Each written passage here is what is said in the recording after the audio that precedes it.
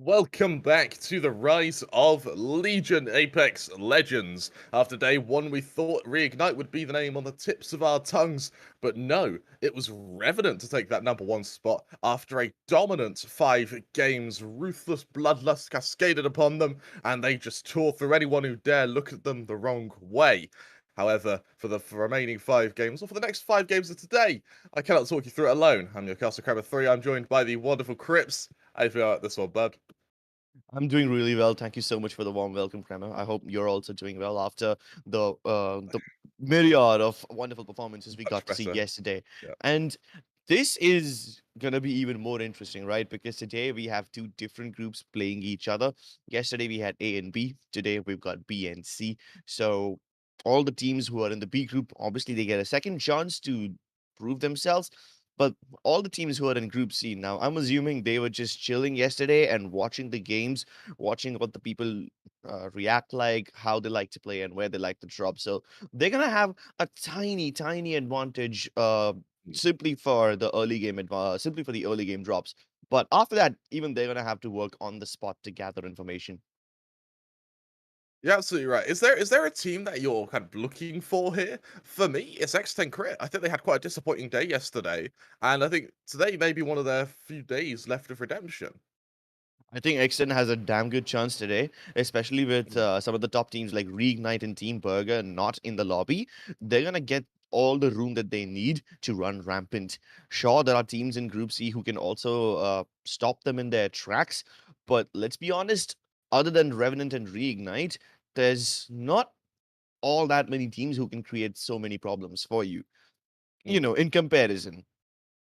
Yeah, you have a little bit of space to farm up those points. And on topic of space to do some weird stuff, yesterday we saw Mad Maggie, we saw Rampart, we saw a I think did we see Revenant? I think we came close to at some point. The legend compositions were certainly unique. I would love to see that trend continue into today as well. Yeah, I want to see someone pick up a Mirage just for the sake of fun. I want to see them unlock that Naruto mode, Kage Bunshin no Jutsu, Sarah Clone Jutsu, and go around sending bamboozles everywhere. In fact, I have a friend who happens to be the number one Mirage in South Asia. He's got like some 80,000 bamboozles on his Oh tracker, my god. and his philosophy is that Mirage is basically a recon character. It's because he keeps sending out these bamboozles every now and then in such with such good control, everyone keeps Mhm. shooting at them and the position gets revealed. So he's like, yeah, it's a recon character. And I'm like, bro, by that logic, I should be a pilot because I play video games which have planes. It's a Cripside employee do not actually get into a plane and try and take off because you played Flight Simulator a few times. Yeah, It's a yeah, lot more difficult exactly, than it right? Exactly, right. looks. The same reason he can't say that Mirage is a recon character, but I Yeah, mean, absolutely. he's got a little bit of a point, right? So On the maybe we get to topic see of that. legends who are slightly out of meta but still have a place, is we saw a few Newcastles in our games yesterday, and honestly, Newcastle didn't seem like he was too out of place in the current meta. His ability seemed to work very well. On top of the fact that when you have a Valkyrie, you're able to just hot drop, and once you get into combat, you have the Newcastle there, so just give an element of cover. Exactly, and in case somebody gets downed away from you, Yeah. all that ultimate range, it's good enough. The range of Newcastle's ult is almost the same as the Ash ult, so I think it's still a pretty good win-win for him to be on your team, especially when in the last few circles you have to rely on one of your teammates to go ahead and try to create space while the other two provide backup from far away. In case Yeah. that spearhead guy gets knocked or something else happens, in that case, the Newcastle is going to be so much more relevant than the Gibraltar. It absolutely is. And the reason I think we're seeing Gibraltar a little bit more is Gibraltar can move a little bit better. I think Newcastle is struggling a little bit when it comes to having to pack up, and go. He's very good for digging in. We saw a lot of teams go for these huge kind of elaborate Watson almost outposts almost with just webs of these beams to make sure that no one can actually get towards their position. Newcastle sort of favors that, but as we saw Revenant do onto I can't remember what team, I think it was Team SNG yesterday. Once that Watson has their area set up, leaving it and setting it up again is so difficult. You might as well just stay there and fight to the death. Exactly. Might as well just stay there, fight to the death, and hope that your intercept pylon, your ultimate, has enough juice to keep your shields ready and recharged. It just recharges a bit too slow, but like imagine using that in one of the last game Mm, circles where you do have a decent compound for yourself. I mean, all you have to do is burn down meds, right? In a situation yeah. like that, the interception pylon can help you retain some of those meds and just passively recharge your HP. So I Mm. guess even that works. But then that is assuming that you're able to get a place in the final circle, that is. Yeah, absolutely right. And so those of you, we're about to break the fourth wall here. I know I'm gonna get all surreal. For those in the chat, believe it or not, we actually read the chat. If there is a team that you want to look out for, do let us know, and we may be able to pass it over to our observers. Of course, me and Crips have said X10 purely because of the, dare I say, lackluster performance yesterday. But if you're a fan of one of the teams in Group C, if you're a fan of one of the teams in Group B, do let us know because we will see it and we'll forward it. Oh, use this as an opportunity to not say bad things as well. No one likes it when you say bad things.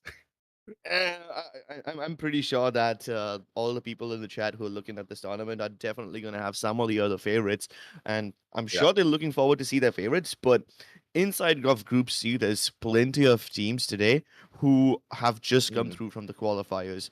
So the number of teams who have already established themselves as one of the best teams in the world, that is somewhat missing from Group C. EXO Clan and DreamFire, these guys are indeed some of the best, but except for Dewa United, everyone else in this group has come through from the qualifiers. yeah. I can't help but think that so long as Revenant is still up, as long as they're still in these games, they're going to be difficult, right? Revenant Hmm. already number one in our overall rankings. They're looking to just continue to hammer that home now against Group C. Another team that I think I was expecting to see a little bit more from was Team NXL. I think that yesterday it felt like they had a lot of early fights, which meant they were never really able to get the momentum going for the final few rings, and so just got overwhelmed. Yeah. One of the teams that I really want to look out for is Team DreamFire. And I say this because there's this really, really talented player called Rui in that team. He's Hmm. a Taiwanese player who, on paper, is playing for K7 Esports, but he's currently a part of the DreamFire roster as a stand Yeah. in. And this guy, he not only plays the Caustic but also the Valkyrie. So he's got the best of both the worlds. He's got characters that can help you reposition on the map and characters that can help you hold things down. So I want to see something from him today. But now I wonder if looking over to particularly to Team Ants, who were very, very damn good yesterday, like surprisingly good yesterday. And for Team Ants, their success came in having some really, really effective third parties. Like really effective third parties. So I would like to see them continue it today because hey, it clearly works for them. Yeah. But speaking of third parties, there's another team who wasn't able to do it all that well, and that happens to be Team 1HP. During the Yeah. qualifiers, this team wasn't just third partying effectively, but also disengaging in case a fourth or fifth party showed up, and then coming back later in time to sweep up the rest of the kills too.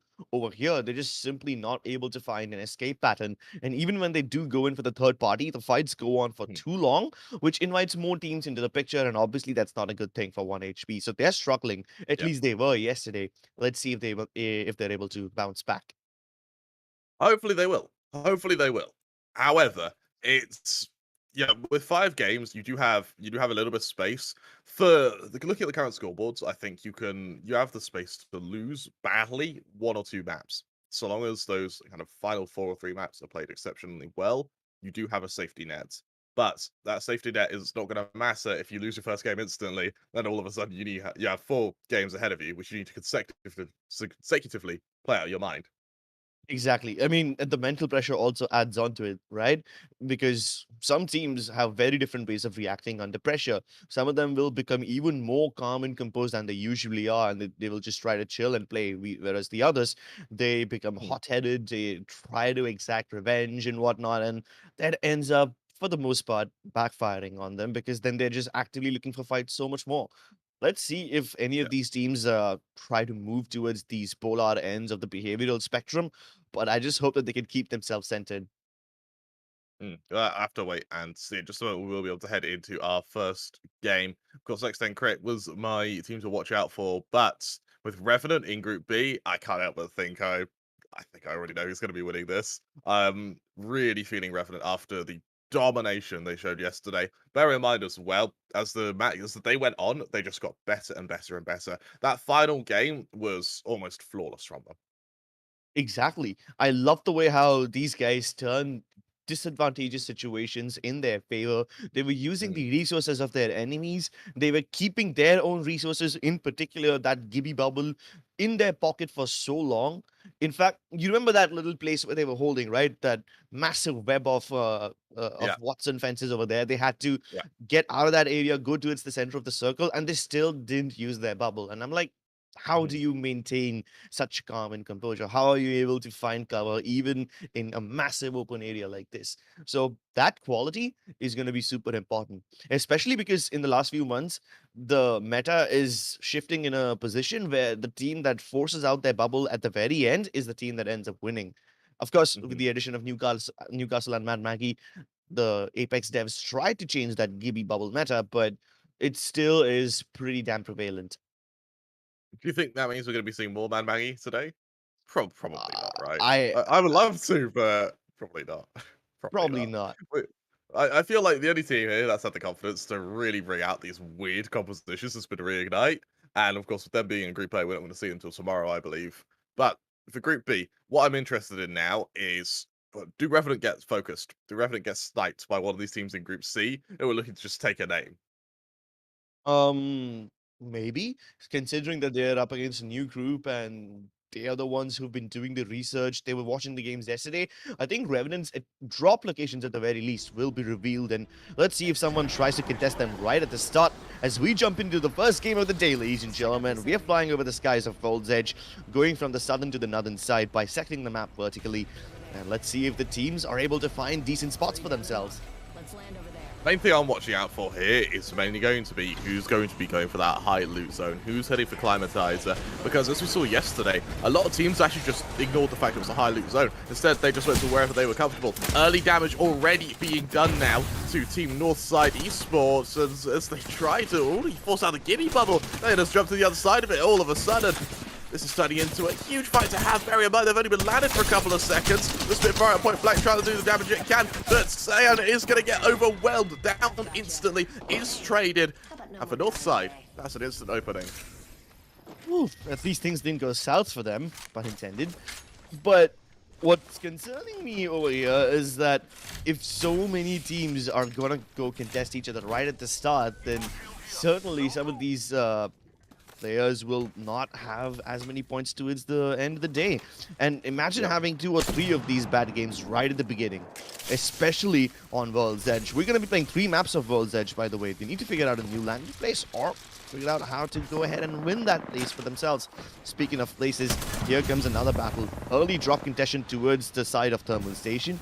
High Dynamic, they're going up against another team who has a similar composition, but this center room that High Dynamic control right now, they thought it would be their win condition, but it's turning into their trap, and now they can get flanked so easily.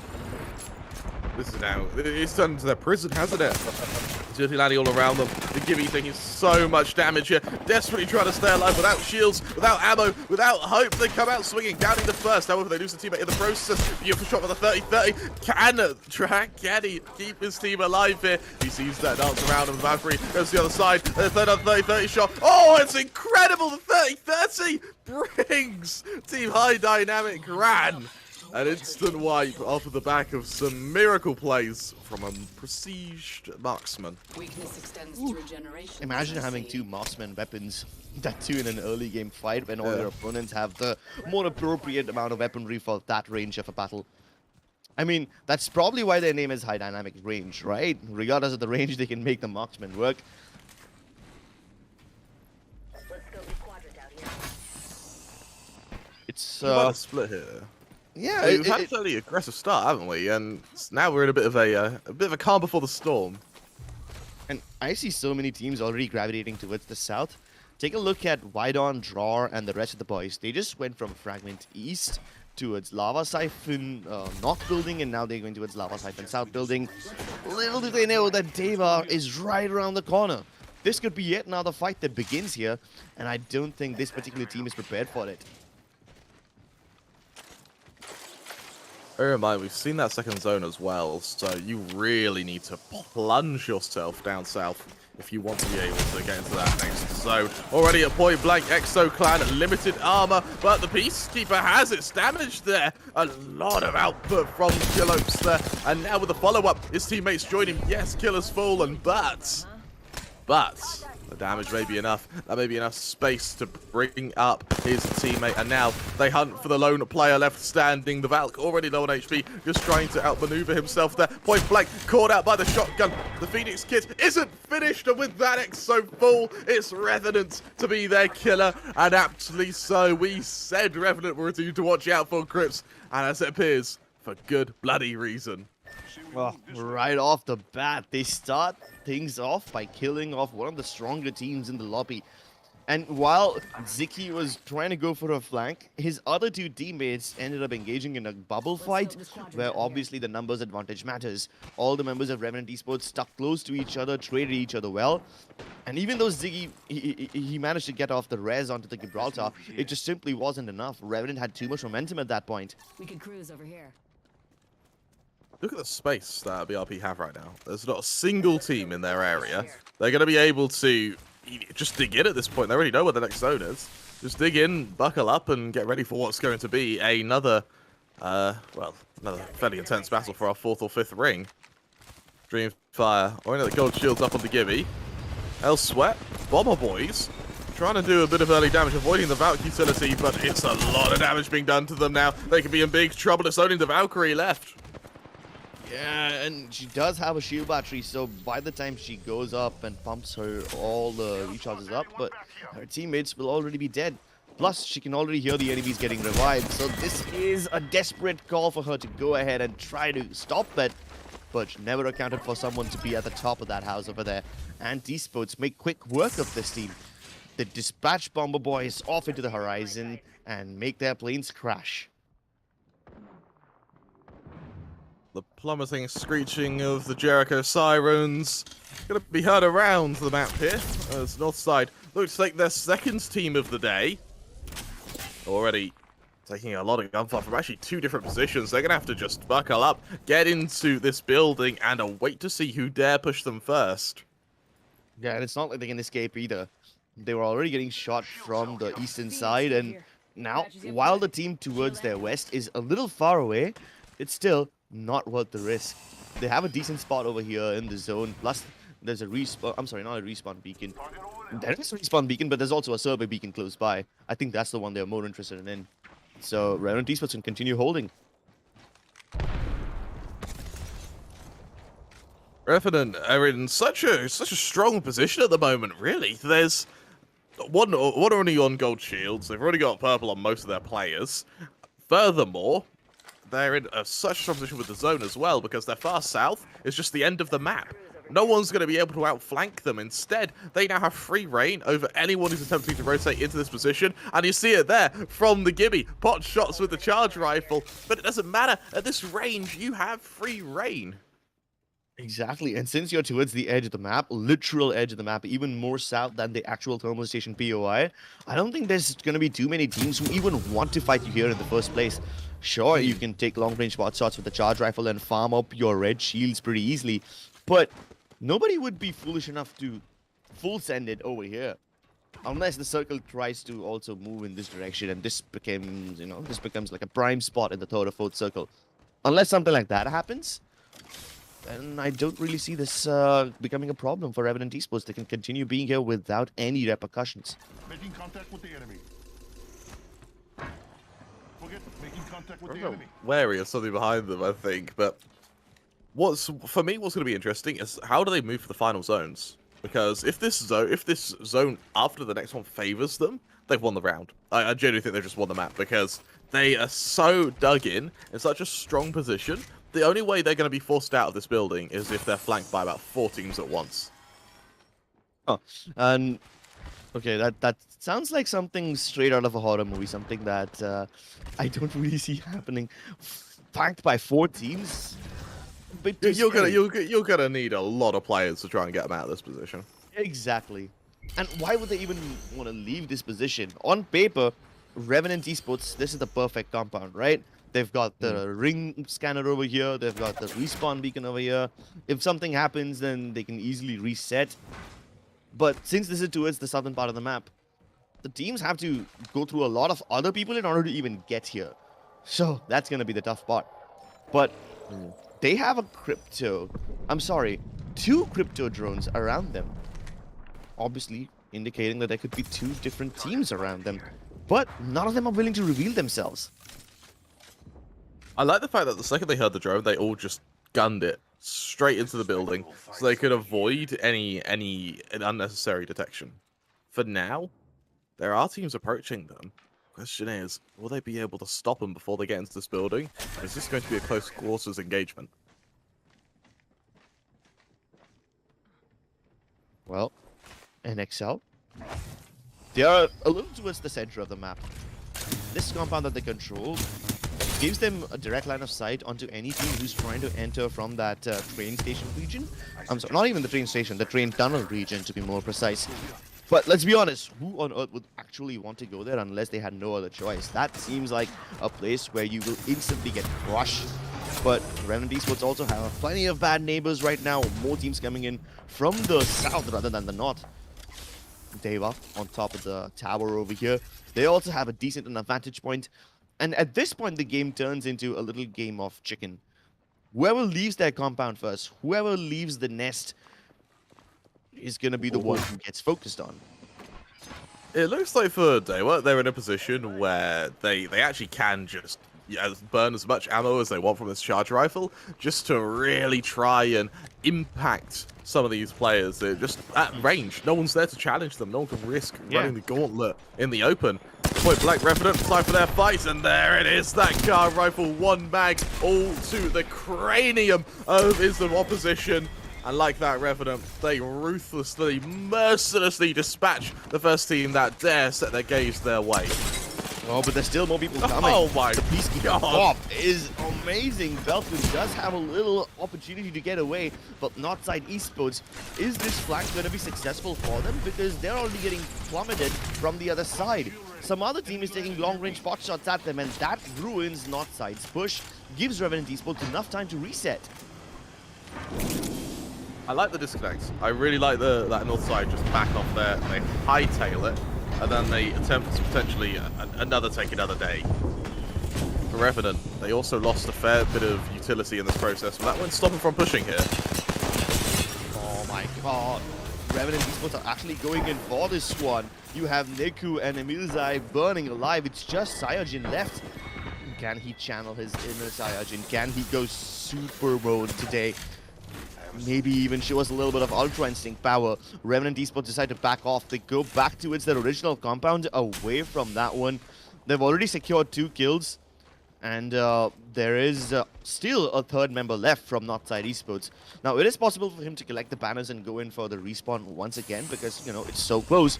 But who would dare to use a respawn beacon right into the nose of Revenant Esports?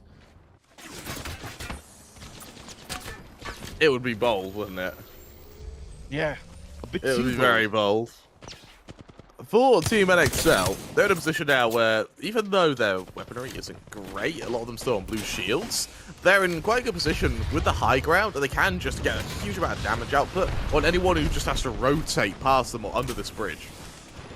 Well, if anyone even gets stuck under this bridge, that's going to be like an instant death sentence. But for now, NXL WolfPack even struggling to hold the top, and Esports that really want to push this advantage. They've gotten enough time, but this caustic trap and all the other little angles that are being held by NXL, that's going to slow down Esports. And this is a little concerning. The longer they take, the less time they have to get into the zone later on. Another crack. This certainly should be a cue for them to start moving, and they already know that their opponents are on blue sheets lesser than them. And here goes Holiday. He's already gotten the first knock. Julian trying to go around the top side, but he won't be able to find anyone as the Gibby Bubble is really ruining things for him. Boylan can't even help his teammate out because of the caustic gas in the way. But regardless of the problems, they find the angles, and Esports dispatch off NXL from the lobby. He said out we're a team to watch out for, however. The shots from range are going to be harassing this resurrection for the time being. 10 squads left, 28 players, and I tell you what, Crips, A lot more death and carnage to come. That's for sure. Oh, plenty more. But you know what, Grimmer? I'm actually surprised that half the lobby has already been wiped. Yesterday, we had like some 8 teams alive in the 4th circle. We are yet to see the 4th circle. It's going to close in the next 40 seconds. Do you think we will see 2 more squads getting dropped in that meantime? SNG already in trouble. While the crypto drone is helping them gather all this much information, I don't know what they will do with the information because they still have no room to move. Oh, I think that's a bid for Revenant's building there from DreamFire. And you said DreamFire was a team you want to watch out for. Yeah. Potentially for good reason here. Yeah. But the player that I wanted to look at isn't really playing right now. Or maybe he's changed his name to a different alias and playing along with it. He was supposed to be just a stand-in anyway, so yeah, maybe we'll get to see him in another map or something. But DreamFire, being bad neighbors to Revenant Esports right now, this is the same building, or at least close to the same building that Revenant were holding. And like I said, nobody else is going to contest them here. I was actually surprised that people even tried to fight Revenant in the first place. But then again, they paid for it with their lives. Hostile spotted.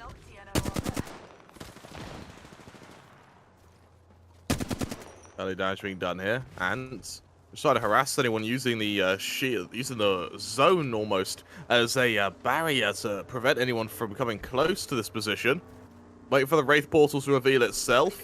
And I love how they space themselves out, waiting for this Wraith to show itself. Fortunately, they're not quite able to cancel it. Goes for the change in altitude as well. I really like this. And desperately trying to shut down this team. Unable to do so, though, as they obey the rules of the zone and head to their next one. They obey the rules, and they realize that the person who was hiding out there has already succumbed to the zone. That means Cryptic Esports is out of the game. And their last member will obviously not be able to outlive the heat. Revenant Esports have such a nice setup over here. I mean, not only is that composition good enough to defend this spot, but they also have plenty of shields just lying on the floor. They took it off the bodies of their opponents, healed it up to the full, healed up to full shield, and now they're just letting it sit on the ground. So in case somebody goes in for a full push, they don't need to heal up. All they need to do is shield swap. It's about as dug in as you can get, isn't it? It's Yeah. SNG doesn't realize Revenant are directly below them here, and Revenant, they still have the zone. Oh, this is going to become such a power position for them. But DreamFire do not have the zone anymore. They need to move into Revenant Esports compound, and they need to steal this one away from them. Absolutely do. They see him coming. Location known. Velgux gets out of there, as do the remainder. They are inviting DreamFire into this point-blank engagement here. DreamFire, they're only finding chip damage for now. They haven't really gotten anything substantial. It's not like they're looking to get anything substantial. They know they can't push inside. Even if they get to somehow stay under this house in a little crevice or something, DreamFire will be happy with that. They just need real estate for now. But of course, kills would be desirable. Akno, he's trying to go for this one, but he hasn't really been able to find all that much success, and he walks into yet another trap. He's running out of places because right on top of him there's a Gibby ult, and Mexius, he's going to spray him down with the car. And this is the time for him to pull out the big gas grenade. He's making sure that DreamFire can't do all that much, but the Massive at the hands of Vita is doing immense amounts of damage. He's killed 2 already, and he turns around for the 3rd one.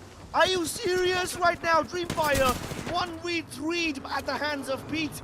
And this did not have to happen. My He's still God. doing all this damage. This Massive is cracked.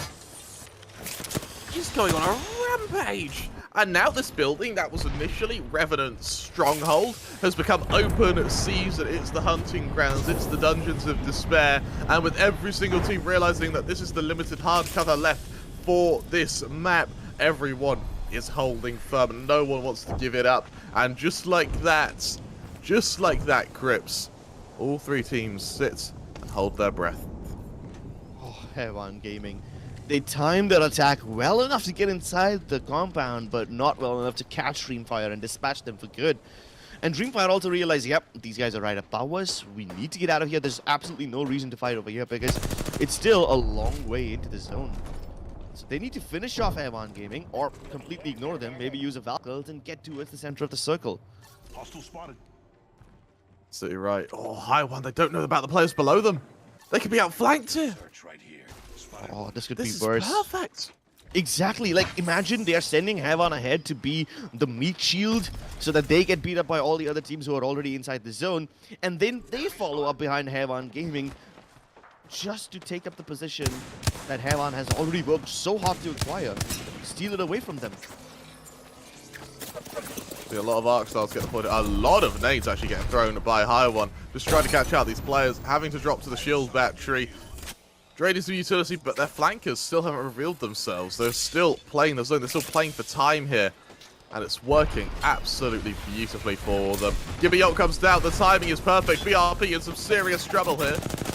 Yeah, they've got no heals. They're getting pressured by two different teams at the same time. They have Havon giving towards their south, another team on their north. But that team towards the north isn't that big of a trouble, isn't that big of a problem just yet. Havon Gaming have already found a place for themselves inside the zone, and this would be the right time for DreamFire to reveal their ugly strats, to go ahead and seal all this away from Havon Gaming. They've not only found a place in the zone, but they also have a place underneath, which obviously is going to result in their death. But Dewa, already holding this region, will surprise the hell out of them. They never saw this one coming, and now the time for Anti-Sports to fall back deeper into the zone is here. They do not want to go up against the likes of DreamFire. They've got a decent enough place, and they have absolutely no reason to fight against DreamFire. Oh, the high ground being taken by Holiday there. That is a brave ascension to make. He is just about able to survive it, but he's beaten, battered and bruised in the process. Bolan as well, outputting this the damage here. Bolt in hand, looking to continue this harassment. Still hasn't killed anyone, hasn't downed anyone, but with cracked players now, it's a chance for the Valkyrie to push to try and harass these remaining teams. 3 squads left, and it's going to be down to who is the first one to shut down this side of Ants here. Dewa, good for another one. They take damage regardless, though. Is that a player caught out the map potentially as well? Yeah, the entire team of DreamFire was caught out. They have been boiled alive by this merciless ring. But Anti-Sports, they are the ones who need a little bit of zone mercy right now. They're towards the low ground. Anti-Sports showering bullets from them above. And they're just keeping them cornered behind these bins. Look at the position from Holiday. He's already on a massive flank, and he's got so many angles that's going to keep this team down towards this little ledge. They just simply won't let them climb upstairs. Hostile spotted. Straight up their tailpipe. Never mind. Oh, they found the DreamFire player. Right over there. Got a bandit close by. Oh, that isn't actually a DreamFire player. That's one of the solos who is still alive and kicking. But Strafing Flame will finally die, and that's going to be the end of Team BRP. It's just down to Dewa and Anti-Sports right now, and this is the Clash of the Titans, Tremor. Lane just shreds with that Volt. Switches the flat line in time, a little bit messy at point blank. However, deploy all the utility they can. Out comes a Wraithbolt, chance to disengage. However, the rest of his team, they join the symphony of gunfire as they do. Without utility in terms of nades, they're going to have to rely on gunfire alone here. Watson goes for the high ground. Death from above here, doing a lot of damage, but not quite able to get one of these kills. Switches to the Peacekeeper. Now that's better. Good for the first. Doubles down, cracking the second player, but it does not matter. His teammate's there to clean up the mess, and with that, it's going to be a very violent opening to our second day. Anti-Sports just keeping things calm and collected all the time, simply not letting anyone get on their flank. They held that northern side of the zone for way too long, and that paid off for them because they made sure nobody else was coming towards the left or right. The only place where they need to look is dead ahead, and everyone else just kept feeding their frags to them. There were so many teams who were just trying to scramble for cover inside the zone, and there's only like 1 or 2 places left, which was being held by Dewa United for the longest time. And anyone who tried to enter that place, be it DreamFire or be it who's that other team that was fighting against DreamFire? I believe it was my memory isn't serving me right, but Been for a while.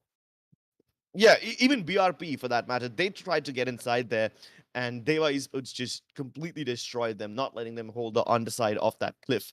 But Anti-Sports had the high ground. They were the ones who did not need to move all that much into the center of the zone. Meanwhile, they not only had to climb upstairs, but they are at a disadvantage, but they have to climb through a very narrow chokehold. So all the members of Anti-Sports can just beam them down. The other thing that really surprised me from Ant was how Watson was played by Holiday. Usually, Watson's that grab well is used to just be thrown out and then to elevate the players you're trying to fight. That way, you can shoot them out of midair. Holiday instead uses it on himself and then goes so high up he just assumes no one would see him, and then just uses that as a chance to rain death from above, which did work in that final engagement. It did work. It allowed him as well to land with that Peacekeeper in the midst of all the chaos, but there were a few times there where he went up and just got beamed. And the fact he was risking that death every single time means that I don't see the repeatability in that for ANT. Yeah, maybe his personal playstyle is such that he likes to get that elevation and hopefully throw off the opponent's aim to some extent. But it takes real nerves of steel to land smack in the center of that enemy camp, especially behind them, where your teammates may or may not be able to trade you. You're overextending a bit over there, but he makes it work. And because his teammates also know that he's gonna dive bomb them like an absolute mad lad, they focus on providing him backup and they keep him Yeah. alive. They win this game. And Esports played really well. And I'm sure they have like at least 10 kills or more. They're definitely in Mm. double digits. For sure, for sure. Just so we'll actually be able to see our scoreboard and we can see how much they won by. But before we do, let's take a look at the highlights because Crips for a map one, for a way to start the day, we had a lot of highlights. Oh, yeah. We start off in a little slow way. It's isolated fights towards the start of the map. Outside Esports making quick work of, I do believe that this is Flexi, Sneeze, and Scorpion's team. So yeah, this is Clutch Ministers. Keep in mind that Clutch Ministers was the #1 team from the qualifier, and they got destroyed instantly in Harvester. Really, really strong way to start, isn't it? A really strong way to start. And bear in mind, this from a high dynamic ran, this longbow 30-30 combo was actually nasty. I was so impressed he was able to make that work. This is to further it as well by saying we saw a lot of shotguns this game. A lot of point-blank engagements compared to yesterday. And I think, for me, it shows the aggression that we're going to be seeing from Group C. Yeah, speaking of aggression, this compound became the center of all aggression ever. Revenant Esports held it for the longest time possible, and they fended off 2 teams until they faced DreamFire and this cracked Mastiff. Pete, he barely has any HP. He didn't even try to go for the shield swap in that position, Yep. but he was still able to pull off that 1v3 and keep the dream alive. I love that little stray burst from Ant there. Actually just kills the final player on that third squad. For no reason. Just a little burst, instantly removes him. And there you see the final highlight is that Ascension from Holiday to continue to try and rain death from above. We use the phrase quite a bit, but it's true. It did work. And that Peacekeeper at point blank, I mean, that is a nasty weapon to go up against. Nasty indeed. What's even nastier is how he did not just get the high ground with the gravity lift. His teammates were also holding that upper cliff for the longest time, and they were able to stop more than just DreamFire from that location.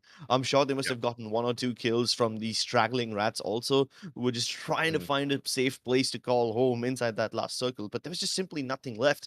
It's either underneath that cliff where Dewa was holding or above where Anti-Sports is. If you're anywhere in the center, you're gonna get massacred. Yeah, absolutely right. And now, before we head into our kind of second map, I want to see a lot more of a concerted efforts for getting into these zones a little bit earlier.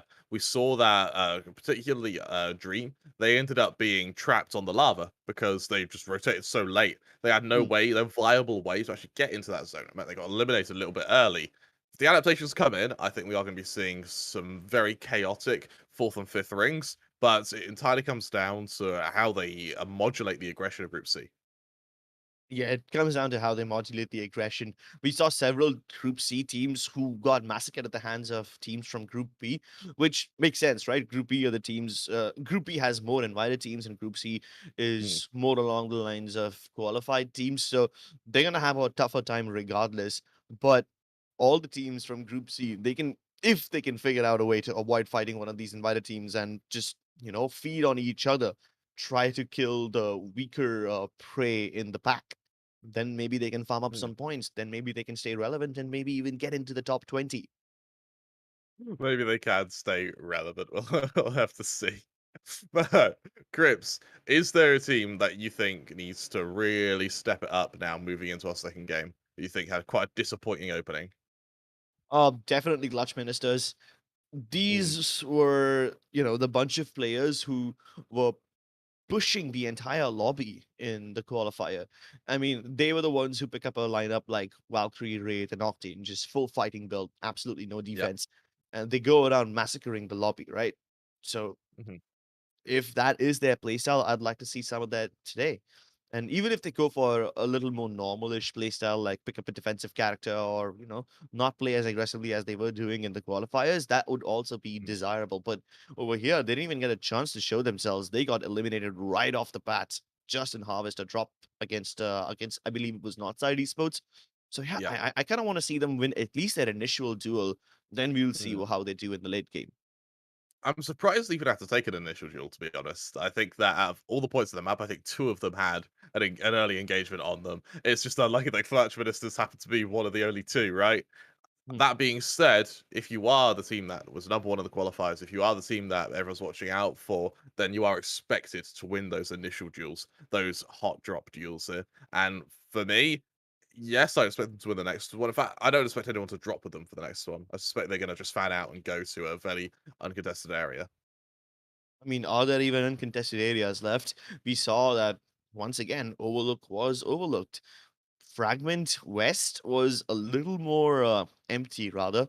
Fragment East was somewhat occupied, so maybe that's a position you want to go at. But then again, it's Fragment, right? Are you still going to be up Mm, for the risk? Do you have that appetite? I'm not sure if the teams have this. Um, I'm not sure whether there were teams towards Lava City and Big Mon region, towards the western side of the map. I would obviously like to see whether those areas were contested. We didn't see any fights over there for sure, but maybe there was like individual teams. So there are still POIs mm. up for grabs if you do your research and if you're able to avoid everyone else really well. If nothing else, just go to Skyhook, loot like half the city, avoid the other half where your enemy is, just get out of there. Mm. The other thing I'm really interested in seeing is whether or not Revenant are going to be able to make a more of a aggressive round from them, to be honest, because from the way we saw it, they got an insane position in that compound and then just held it. And I mean, Yeah. yes, they did kill the first two teams that fought them, but they just got overwhelmed in the end. And for me, that's not the Revenant that we saw yesterday. The Revenant we saw yesterday is pushing, killing. If it moves, it dies. If it dies, they move on. And it's from playing from trapping yourself in a compound that just isn't that playstyle. It just doesn't suit them. Yeah, maybe. I mean, up next we're going to be heading into Storm Point, and Hmm. people do prefer to move around quite a lot in Storm Point as opposed to World's Edge. Yep. Storm Point is a little less campy than World's Edge, so maybe Revenant Esports can channel their actual playstyle over there and hopefully show us something beautiful. Again, yesterday we saw that there were teams who were doing only well on Storm Point. Team Burger, I mean, of course, they're not playing here today, but of course, these playstyles between the maps also have a massive impact on how many points a team is able to get. Mm.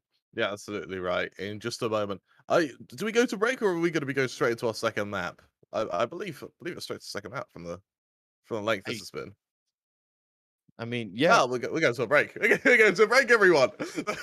We'll be back in about 2 minutes or so with our second game of the Rise of Legion, Apex Legends.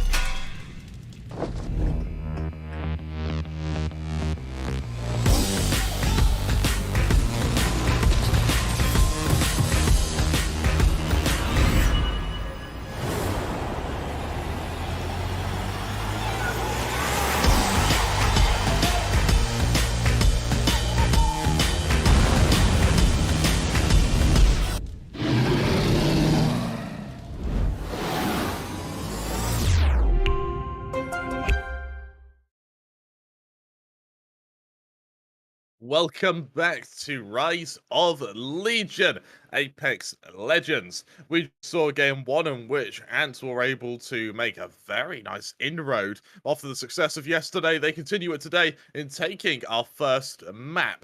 However, we have 4 more to go, 4 more which I cannot take you through alone. I'm Mikasa Crabber 3, I'm joined by the wonderful and amazing Crips. How are you feeling about game 2? I'm feeling really good. We're heading into Storm Point, and to be honest, I kind of want to look at the nice fluorescent blue water. Wait, is that the right word? Fluorescent blue? I think. Fluorescent? I I kind think of. that's yeah, kind of. I think fluorescent goes from Fluorescent. green, If something's fluorescent, it's kind of electric, so probably not. But or rather the teal blue water, the beautiful teal beaches blue, of we can do Storm teal Point. blue. Yeah, I I tell, mean, I tell you what, that's a home experiment I'm making later. Can we turn water into fluorescent lights? We'll give it a try. I Probably thought you were, electrocute ourselves in the process. Oh, I thought you were you gonna won't say know if you don't something try along. it.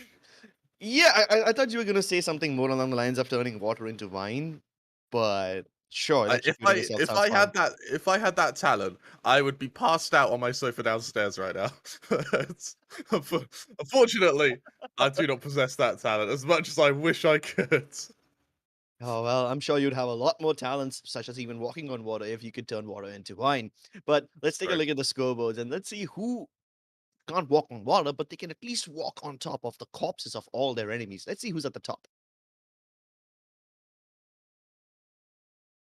For me, the main one that surprises me is how well DreamFire did. Considering how, when they went out, we saw them sort of trapped in a corner, not really being able to do anything of significance. And what's happened is, actually, they were able to kill so many players in their exodus up to that position that their placement was enough to just secure them only a point shy of second. And they made up for it with all those kills. You consider Dewa United as well, right? They were only able to kill 2 squads. One of them was, I believe, it was this unfortunate BRP squad, and another one who was just trying to make their way inside, and they went under the cliff thinking it's safe, but then they were like, "Surprise, we're already here." So that was one of the squads they killed, and they must have killed someone else before they rotated into the third circle. Other than that, they didn't really do all that much because they couldn't, right? The position that they were holding was such that they didn't have a lot of angles. They were just holding underneath. Dreamfire, on the other hand, they made a risky push onto obviously one of the stronger teams in the lobby, Revenant Esports, and they were able to wipe them off as well. Their Caustic pulled off a 1v3, and that's exactly why Hmm. Dreamfire was able to get as many points as they did.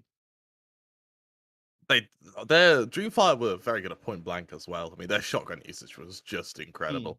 For Ants, I really like how they sort of contradicted everyone else on the game. They, even though it looked like they were playing point blank, all their almost initial fights were at some significant range, which meant they were able to farm some fairly decent shields before they even considered approaching any team at all. The only team actually that kind of matched them in utility was Revenant, but Revenant, as we saw, just got overwhelmed. All their points have come from their kills. Revenant Esports, all the points from the kills, tells you everything you need to know about them, right? Even though this was not as great of a game as they had yesterday, they're still on the tippy top. 10 points out of this game is also damn impressive. And keep in mind that just as long as you have more than 10 points a game, as long as you can maintain that average, you're still going to find yourself in the top 5 teams. So I think Revenant Esports, with already their position secured on top of the ladder, I don't think they need to worry about anything as long as they can, keep this level of performance up. I don't think anyone's stealing this victory away from them. Mm. I also want to highlight BRP, who are 5th place with 7 points, 0 kills. They've done a pacifist run, but they were able to survive to a point where they're actually able to get get that top 5 positions. So really strong game from them, even if it is just down to sneaking about and sort of maneuvering your way around your opponents. If it gets your points, it works. And I'm kind of curious to see if there is a team that can do well by just not getting any kills at all. But you got to consider that sneaking into a zone like this is so difficult, right? There's only 3 choke point entrances towards thermal station. All 3 of them Yeah. are going to be jam packed.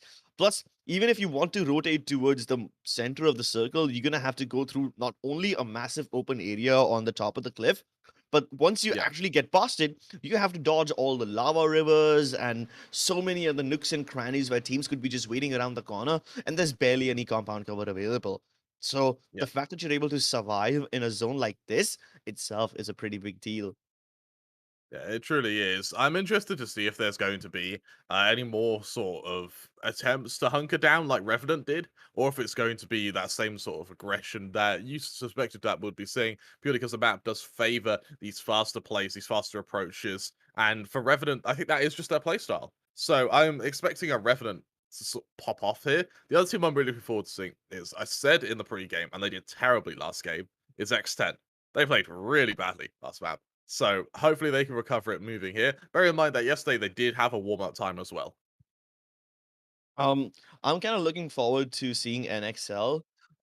These guys also have a decent bit of squad fighting ability, and in Storm Point, when the map is big enough, I hope they don't get third-partied, so we can see this team also pop off. But here we go, ladies and gentlemen. We are live over the skies of Storm Point, and here we are in the second game. We are going all the way from Launchpad towards the Downed Beast and the dropship. It's a little skewed towards the north, so I want to see how teams decide to go to it. Sea Cave and all those southern regions.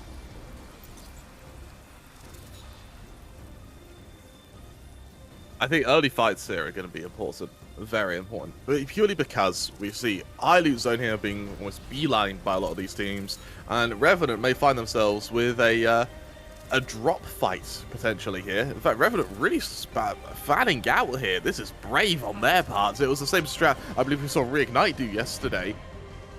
Luckily for them, it may pay off because the only team in their vicinity is NXL, but they too have split up massively here. Well, let's see if this split actually helps them out or not. BRP. They're nicely secured inside the wall. Nobody else can test them over here. But there are several teams towards the mill who could come in and run into them. But we have other priorities now. It's Team EXO Clan who are busy fighting for their lives inside of fish farms. Oh, what a close affair over there. He just about managed to get inside that Gibby bubble. But I don't think it's going to keep him safe for all that long. No, I don't think so either. That R99 trying to do the damage it can. Instead, they actually ignore the Gibby and for a moment heading to someone else. But with that Gibby quelled, there's going to be a lot of early damage done by EXO Clan and a hell of a way to start your map. I can't say the same for Clutch Ministers, man. 2 games in a row, they've been eliminated off the drop. Last time they lost against Northside Esports in Harvester. Now they went to its fish farms and take a beating against EXO Clan. I mean, Clutch Ministers isn't even the kind of team that goes to fish farms. They're the kind of team that really likes to drop into one of the hotter places. But even when they took a safe drop spot, comparatively safe drop spot, they were destroyed at the hands of EXO. And that's 2 games back-to-back, them getting 0 points. The #1 qualified team having absolutely no points at all. That seems very difficult to believe. It's the #1 qualified team that's getting stomped as well. For Cryptics, it looks like they're going to be relatively uncontested here as they look to just get as much loot as humanly possible. Bear in mind that we're seeing a lot more action in our first 2 zones in this sort of group matchup than we did with Group A and Group B yesterday. You can already see the next circle. It's a little bit of a spoiler, but it's heading towards checkpoint and the down beast. But Cryptics Esports, I just hope they don't head straight down. They're having a little bit of trouble inside Sea Cave, and they've already lost one of their members. The Seer is down. It's actually not in the position where he can be revived, and Night King wouldn't even get the time to do so. He's just busy trying to save his own life. SNG want to secure this win over here. They want to make sure they can bury them here and now, and they're going to do the same with Night King. Just one more player left to be found. He's running away. He's trying to save his life. Understandably so, frankly. They get the hell out of there, but the hot pursuit is on. And it looks like SNG have a really good idea as to where this attack's coming from here. They're just gunning it straight towards these players. And my worry for SNG here is they don't want to overextend. They don't want to be baited into fighting another team here. Just hope that they don't run into another team in the first place. I mean, how many other teams would you expect inside Sea Cave? Unless they chase their enemies all the way down to the ends of the earth and that particular enemy runs into another team, I don't think SNG are in a little bit of trouble.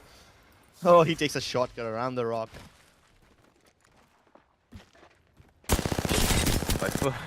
That was a long hunt. That really was. Was it worth killing Isaac for that loot? Probably not. Yeah, but at least they get Isaac those extra also- points. Isaac also would have been so surprised to see himself getting shot from a position like that, right? But Yeah, forget about Isaac. Here comes Bomber Boys, and they are fighting just on the edge of fish farms. They might still be up against EXO Clan, who've already claimed the life of their Caustic, but their priorities are not sorted. He's too busy fighting a prowler rather than his enemy. Oh my god, not like this. Bomber Boys go down while trying to fight the animals. Meanwhile, Project Triple X, this team has a player called Sick Warrior who happens to be one of the best streamers in India, but up against one of the finest teams in the planet. Can they survive this one? They're gonna leave Sick Warrior for the dead and move away from this one. Ravi Gang might not even get to make it out of here. Neither will Zayd as he gets chipped down. Death by 1,000 paper kits when you're on that trident. It genuinely is now, and with EXO Clan looking to mop up the remaining players, there's a chance to get as much loot and move on. For EXO Clan, what's interesting is that they're mainly focusing on the Prowlers here, rather than actually going to an XPOI. Bear in mind the zone is so far from them, that's a bit of a risky move, I'd say. Yeah, but I'd rather take the risk now than do something crazy in the last zone. So, Northside Esports, they are more than willing to step up over here. They've already won their early game fight in the previous game. They were able to win against Lutch Ministers, but over here, if they do something similar, that would be nice. Although, Northside Esports, I didn't really see too much from them towards the middle of the game. Especially when they had to move into the circle and they ran into not just Revenant Esports, but also whatever was remaining of BRP.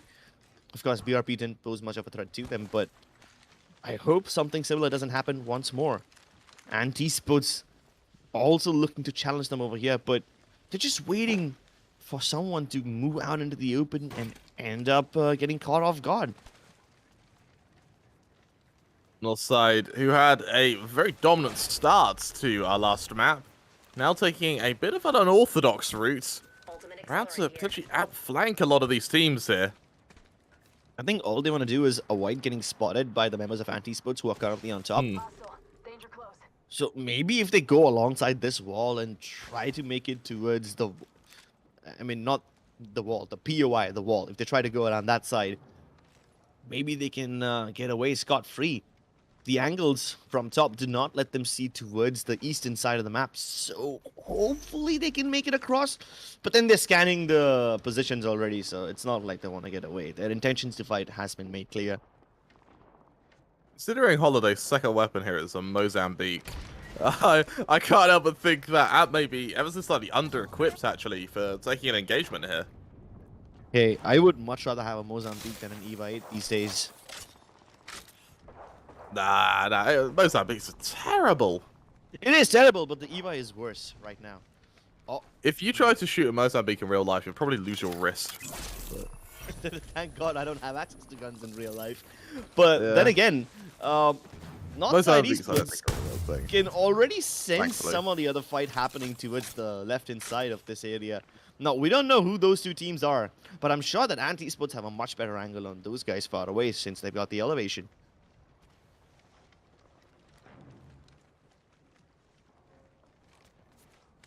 I'm surprised that Ants haven't chosen to drop down onto Northside here. Yeah. I mean, they know Very, their general location because of the Bloodhound Yeah. scans, but again, they can't, you know, get anything pinned down for certain. Also, Ants don't actually have any... They don't have good shields. They don't have decent weapons. They need to force a fight with a team so that they can just try and level up here. We're seeing a few players potentially inch forward. There's no kill yet. Target spotted here. Oh, hold on. Even X10 is approaching this area. Ooh. This is turning into a 3-team affair. Ant, X10, North. I mean, we all had high expectations from X10 and Ant. Northside Esports, they did pretty well in the early game last time, but let's see if they can pull off something amazing. And if I'm not wrong, a lot of these other teams will now start to take early positions in this region. Since X10 hold the main building, SNG are going to be even more trouble because they have to make it all the way to its north side of the map. They have to cross a massive amount of distance. Bit of a risk taking this armory, bear in mind that half of it is completely inaccessible. That range, oh, X10, lovely accuracy from the caustic there. Return fire continues to harass them.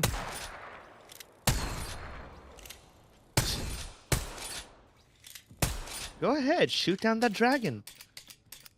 Save the princess. Shrek would have been a very different movie if Shrek had firearms. That's animal cruelty right there.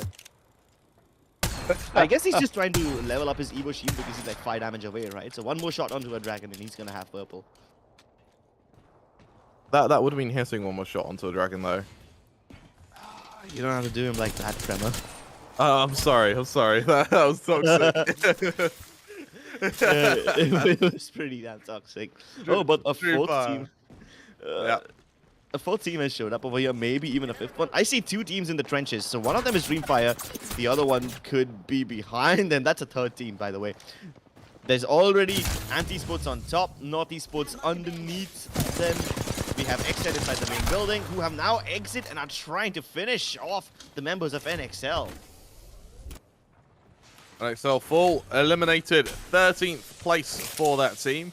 So X10 Crit are going to rest on their laurels while they wait to see where this next zone is going to be. More importantly, how they're going to have to rotate from this position. A lot of meds there, a lot of shields there, everything you could ask for X10. But how can they wield this? How do they hold it? More importantly, how do they try and keep these other teams away from this loot? I love how we saw them drop all their shields and health there, because they then pick up the remaining utility from the bodies, go back up to their position, and now they have double. One win condition for X10 over here would be to keep the teams inside the trenches alive. Keep in mind that those teams inside the trenches, they are their sponge and cushion. They are the ones who will soften the blow from the remaining teams who are trying to make their way towards the northern side of this map. Yep. Let's go here. And anti-splits have... Sorry, go ahead. Well, he's certainly been deployed as kind of a gateway to these trenches here. Here's the thing, Cribs. Trenches can only be held for so long, right? Bearing in mind that you have so many bangalores in this lobby, that the smokes are going to make this such a difficult area to fight in. Unless you have a digital threat. That changes everything. But yeah, speaking of bangalores, a lot of them have been becoming popular in the meta recently. But what I'm surprised by is the fact that Checkpoint is completely uncontested.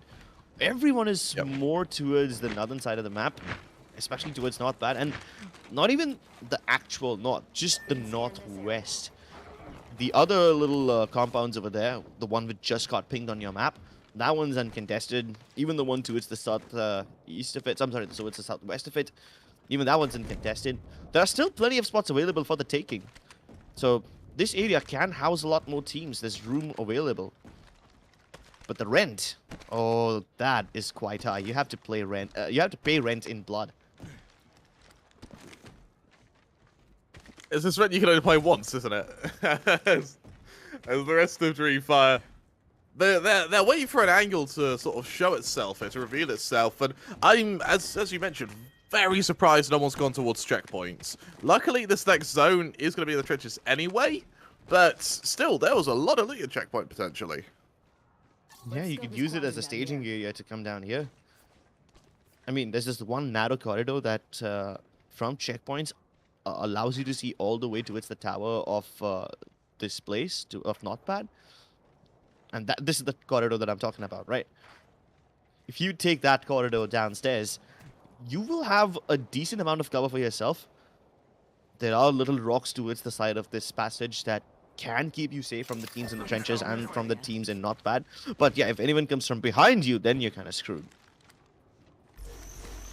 So in other sectors, in a second, we might finally have this this clash between teams here. Bear in mind that it's been a good while since these teams have actually engaged with each other. It's been almost a stalemate, a standoff for the last kind of 5-10 minutes here. we're finally going to see some engagements. We're finally going to see a fight here. 35 players left as we approach our kind of minute left before our third zone. Is quite a populated ring. It is a really populated, really crowded ring. I'm not sure how these people are not feeling claustrophobic already, because I certainly am. BRP has claimed one of the edge compounds. Now, it keeps them safe for the next 50 seconds, but what about after it?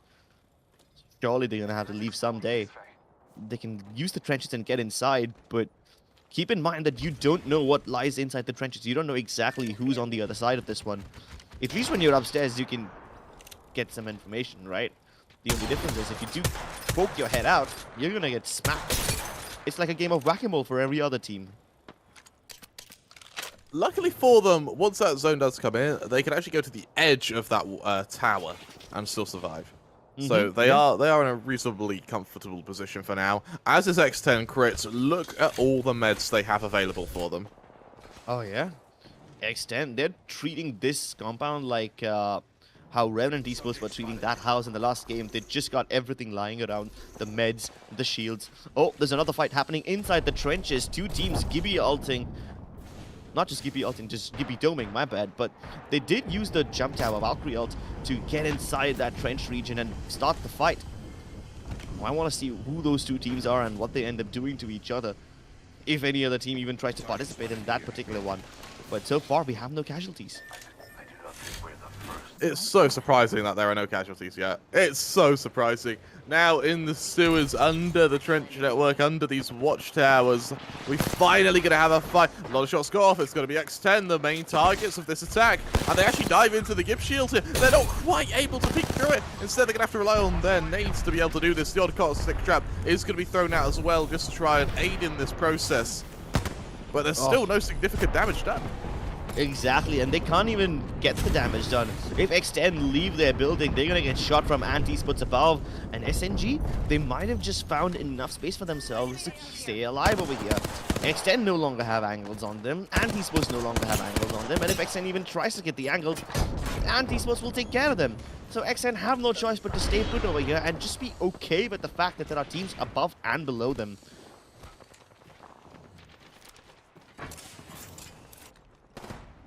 You know, they've been on. Sorry, they've been up here for so long. Yeah. You know, we pointed out yesterday that Apex is probably the only game where having the low ground doesn't necessarily mean a death sentence. Oh, but look at the move that Bolden is trying to go for. He's trying to place a portal. Oh, okay, now I understand why. He's just trying to go ahead and loot all this stuff that Dewa has left behind. But there's another team who's trying to contest them now. They Valkyried on top of them.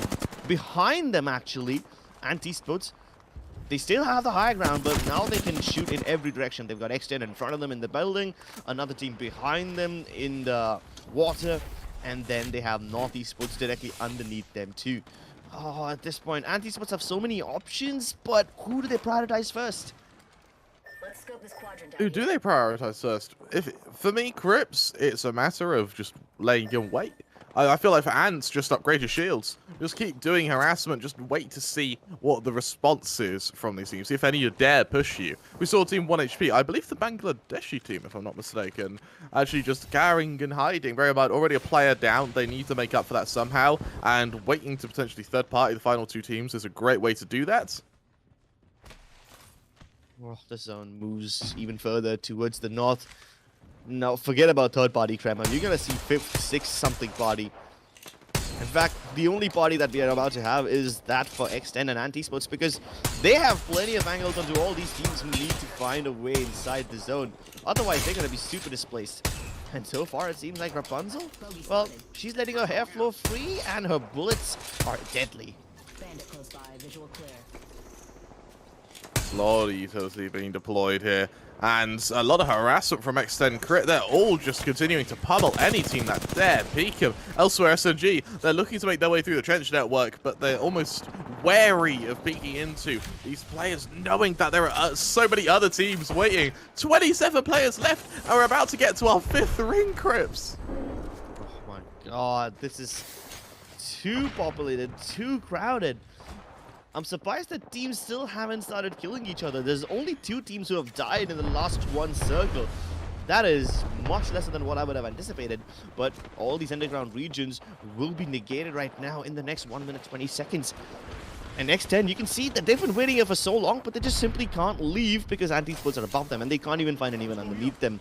They can hear the other team on the other side, but they're taking this risk. They go in for the full send, and here comes the push.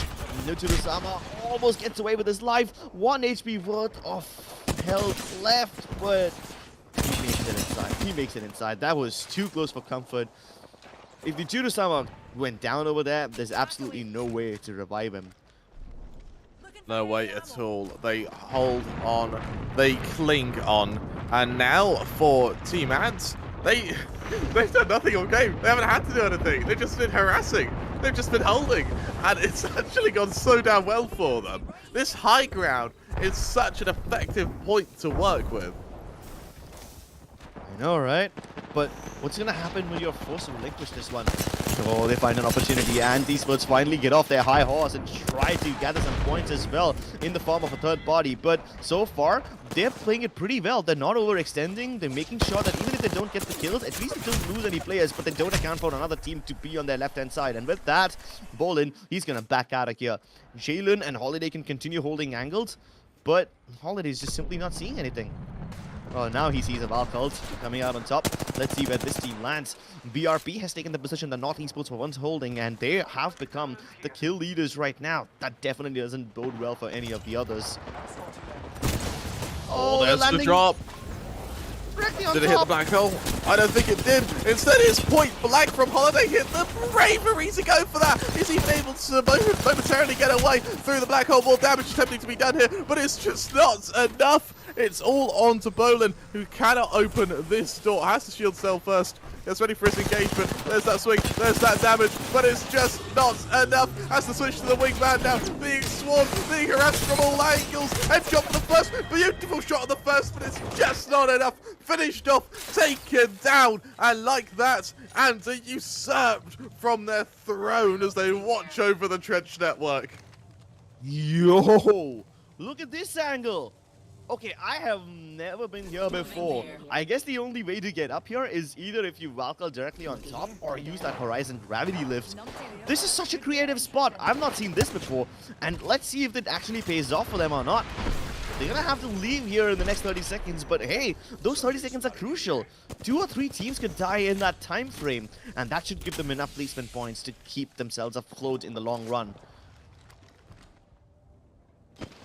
X10 at the polar opposite angle here, realizing that the watchtower probably won't have too much attention drawn to them. It's playing for timing, it's playing for momentum here. That's trench network. I'm surprised you haven't seen as much fighting in the trench network, considering how many players are there. There's still 19 players left as we enter round 6 now. In just a moment, these charge rifles just trying to get the damage wherever possible. Yet to see it though. DreamFire. They're so paranoid about someone coming in from behind them. Oh, but they won't be seeing anyone over there. They might as well just focus towards the front. They can hear gunshots and footsteps all over the place, but now they realize that those footsteps are coming out from top. DreamFire, they're cracking anyone who's trying to jump off this building, and Nuturusama finally goes down. That's the Caustic getting in a lot of trouble. If the Caustic was still alive for the side of X10, it would have been amazing because that is the best character for a late game fight like this. But EXO Clan, they're still holding on to long range advantage. The high ground paying off so many dividends as they are able to shatter anyone else who's trying to get out of that tiny corner. They've got X10 in the bag. They've got them cornered like a rat, and there's no way for them to get out of this one alive. They're falling like flies. Even Rocky is trying to steal the kills from below, and he successfully managed to disappoint EXO Clan that way. But when they do go for the drop, will it actually help them or not? EXO Clan, they're just raining death from above here. They've got so many strong angles to work with here. Instead, the only play team that may actually be able to survive this is, in fact, SNG, who on the low ground won't be able to be caught out from this hellfire coming from EXO Clan, like the AC 130s, like a deity smiling upon his people. He molds them and he sculpts them in any way, shape or form. But as much as watching it's fun, it's not as fun as making the carnage. EXO drop, they get this first kill kill. They look to tear through the remaining players. However, there is still 11 players standing on such a limited zone. The utility, the bombardment is just insurmountable. So much damage coming out from the near amounts of utility. It is absolute chaos. There's no vision, there's no shields, there's no hope. And instead, the only thing you may have left are rockets deployed by the Valkyrie. It's a huge amount of damage, but there's no kill yet from above in mid-air. The Valkyrie puts down EXO. My goodness, I didn't know if I was watching Apex at that point or if I was just watching a Mumbai local trying to get all the passengers cramped in. And then to finish it off, there's air action between the two Valkyries. Oh my god, that is the most stylish way EXO could have won this game. They stayed on top for the longest time possible, and the moment they dropped, the Gibby bubble went up. Their Gibby ultimate is raining down on everyone else, and those who don't have cover will succumb. These guys played it to perfection. They absolutely did. And what I really like from EXO is identifying that the high ground is everything. As I disagree with you a little bit, Crips here. For me, high ground is everything in Apex. If you have the high ground, you've won. And so with being able to take that high ground off of X10 there means that you've got just unrelenting access to anyone who's having to move away from the zone. Anyone who's poking their head out of a building above a trench, it's your chance to just take it off. And better still, even if you're not killing them, your shields will go straight up to red in no time. Furthermore, when you do have that final zone when everyone is running, it's a chance to just drop everything onto them and just have a huge amount of damage. Yeah, but there were so many teams holding the underground regions as well, right? Teams who just simply are not threatened by either X10, who's holding on top, or EXO Clan, wherever you see on top at whatever point of the map. Let's jump into the highlights and see what happened, because to be honest, if there is a chaotic game like this towards the end, even the highlights won't do justice. You're gonna have to watch this game 2 or 3 times over to completely get what was happening at every single moment. And yeah, I don't know, man. Such a chaotic game. I just hope we don't get to see something like this in World's Edge, which is supposed to be the more campier map, but still, because of this, because of the amount of nooks and crannies available in the Lost Circle like this, so many players were, still alive. And I was actually surprised that all these players managed to stay alive for all that long. It's like 3 I don't know what exactly is the word for it, but 3 bay fronts to this North Pad region.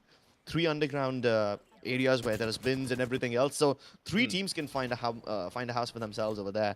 But this position on the top was so heavily contested by almost everybody, right? I mean, Anti-Sports held it for the longest time possible, but then somebody used the Valk ultimate to get up on top of them, and then Bolin was just to his own devices.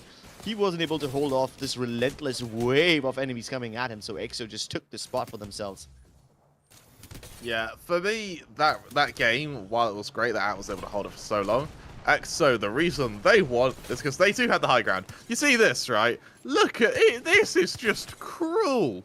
They're just dropping shot after shot onto players who can't even defend themselves. And then to end it, I mean, what a way to end it. Valk versus Valk in a battle for the skies. Yeah, because there's literally no land left. Whatever land is there, it's either covered in arc stars or grenades or Gibby bubbles where you can't shoot your enemies. I mean, look at that. Half the time, you can't even realize whether that's your own team's Gibby bubble or the enemies, or if that's just the ring. So you're gonna have to dance around in those miniature walls over there. The only place where you can't dance is in the sky like that. And now that I see it in the replay, I realize that it wasn't just an air-to-air fight. When he was dropping, he kind of landed on the other Valkyrie's head like that. He landed on her head for a second. It was a Goomba stomp. It was an actual Goomba stomp. I am just so impressed with the way I actually played that, and for me, that just shows the effect and the strength of having high ground. I even though they probably didn't win on kill count, I really want to see the damage they actually output there. So I guarantee you they won on damage. Just from even being able to just drop arc stars and just throw them out to anyone who was even within eye shot below them. For that matter, I think Anti-Sports will have even more damage because they were up there for much longer, right? They were able to see so many more teams and keep taking pot shots. I mean, EXO Clan, sure, they only came in at the end, but they didn't care about the damage. They were like, if we shoot to kill. We don't shoot it to farm damage or farm up our Evo shields to red or whatever. But yeah, EXO Clan, really brave decision in the first place to go up against Yeah, anti-esports like that, landing on such a narrow platform, especially when there's already a team present over there. And the yeah. moment they landed, there was like this Horizon ult present, there was a Gibby bubble as well, and there was so much chaos and pandemonium. The fact that they were able to keep themselves calm in that situation, amazing.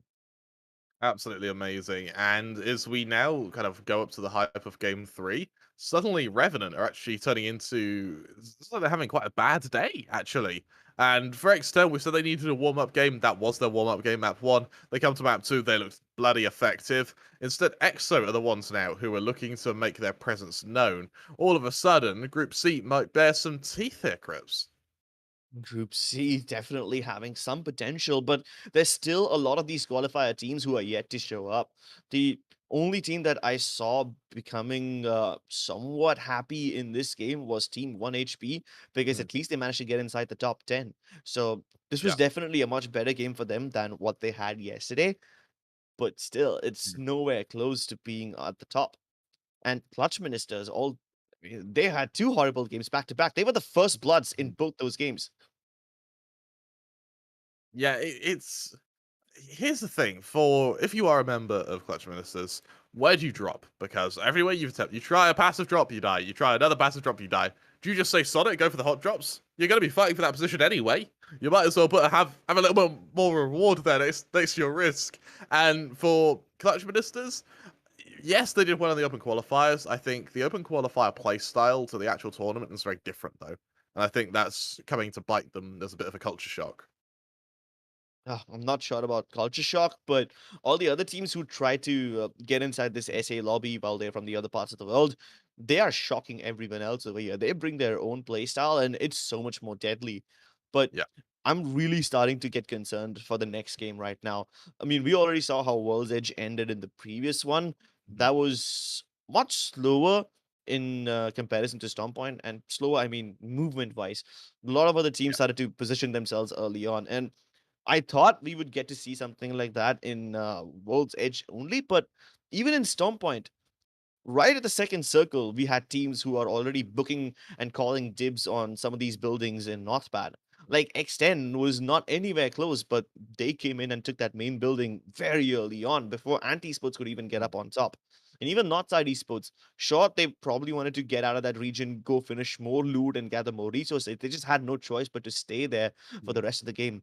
And that's exactly why the other teams from Group C were able to move in and wipe them out. I do believe it was PRB who were able to get the Yeah. drop on them, but I'm not sure if it is indeed them or not. I have a little gripe with BR's Crips, and this is one that I see used quite a lot, and I still don't like it. Which is we see teams go, this is our area. Yeah, Mm. you can't go to Watchtower. That's EXO clans, right? That's terrible, categorically terrible. If I'm in a tournament, I see a clan do that, I'm focusing them because it's the map is open for a reason. If it's your point, then fight for it and win it. Oh, okay. Look at the middle section of the scoreboard. BRP, DreamFire, SNG, and X10, all of them having similar amount of points, pretty Yeah. close to each other. The only difference is BRP has 12 kills, which I did not anticipate. I do know that they are now indeed the team that killed Northside Esports, but who else were they getting shots off on? It feels like a lot of their damage came via damage rather than actual kills. Whereas BRP, a lot of their effectiveness came when they initially took those trenches. And once they'd taken those trenches, they killed a lot of people for them. Over for DreamFire and SG and X10, X10 particularly, we saw so much harassment damage, but no conversion to kills. And for X10, yes, they were able to pick up 8, but it's still not pretty. X10. Hey, I mean, they had a decent game last time as well. Once again, Mm, they have themselves about the 10-point marker. So I think it's still a pretty damn good game for them. But take a look at the right-hand side of your scoreboard. yeah. Slice Squad, Alchemist Esports. They've been on 0 points since yesterday. In fact, I think they did not even show up today for the games. So those guys are missing. Clutch Ministers, Cryptics Esports, once again on 0. You can't have that again and again. Hmm. But Bomber Boys, They had a decent game last time. Of course, here they got completely destroyed. They absolutely did, and I don't really know what needs to change for them, because there's always going to be a team that dies first, right? There's always going to be a team that is going to be caught out, and if you have a fight for a position, it's always going to be someone who loses it, right? But it feels like for Clutch Ministers, something fundamentally needs to change because nothing's working. Oh, I don't know what is gonna work though, because honestly, we haven't even seen where they failed towards the middle game. They've just simply been losing their gunfights when they drop. Now, of course, you can't always blame them for it. Sometimes you drop in a place, you don't find a gun, you find a P2020, the other guy finds a flatline. It's just unfair.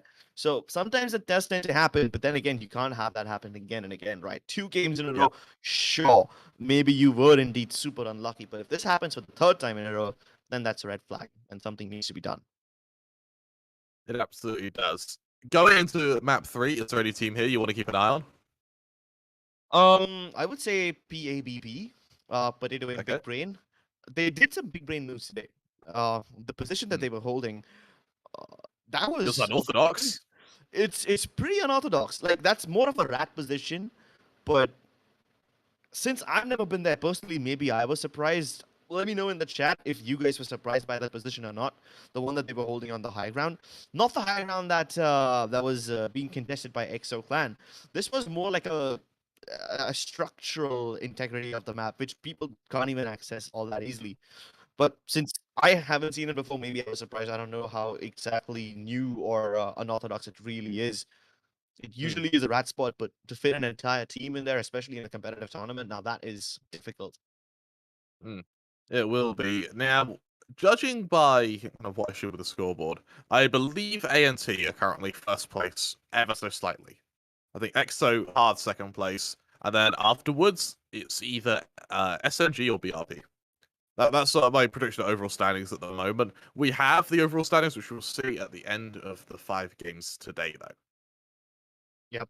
So before we get to it, the end of the day, we can only predict about who is in the top in the grand scheme of things. And since Esports did pretty well yesterday, I think all the points that they gathered today should keep them afloat. But given the pace at which DreamFire is catching up, they're gonna need to do some. They need to reinforce their standings over there. Otherwise, DreamFire can easily overtake them. Yeah, absolutely right. And DreamFire for me has been one of the. I mean, yesterday we had some unknowns, right? We had the likes of SNG, for instance, and Ants, who are both winning games. Now they go today too. We sort of expect us to Ants to do well. DreamFire now is my dark horse, who has suddenly done very well. And if they can do this consistently, then they're going to be bloody good. They've been pretty consistent in the first 2 games. Unlike Revenant, who did really well in game number 1, but they kind of got destroyed in game number 2 due to no fault of their own. The zone was just simply that cruel. But hey, as long as Revenant Esports keeps having bad games, every other team can start to get close to them. And once there's enough teams who are close enough to each other, then the tournament really becomes interesting. You don't want this turning into a 2-horse race. Mm. Yeah, absolutely right. And in just a moment after this break, we'll be able to bring you map 3. And map 3 is where the pressure goes up for the likes of Revenant. They realize that if they bugger up map 3 as well, then that rank 1 overall placement may no longer be as safe as they once assumed it was. Bearing in mind, they currently hold that rank 1 placement clear, I think, about 40 points of everyone else. Yep. We'll see you on the other side, ladies and gentlemen. Don't go anywhere. We're going to go on a short break. But after that, we're going to have map number 3, World's Edge again.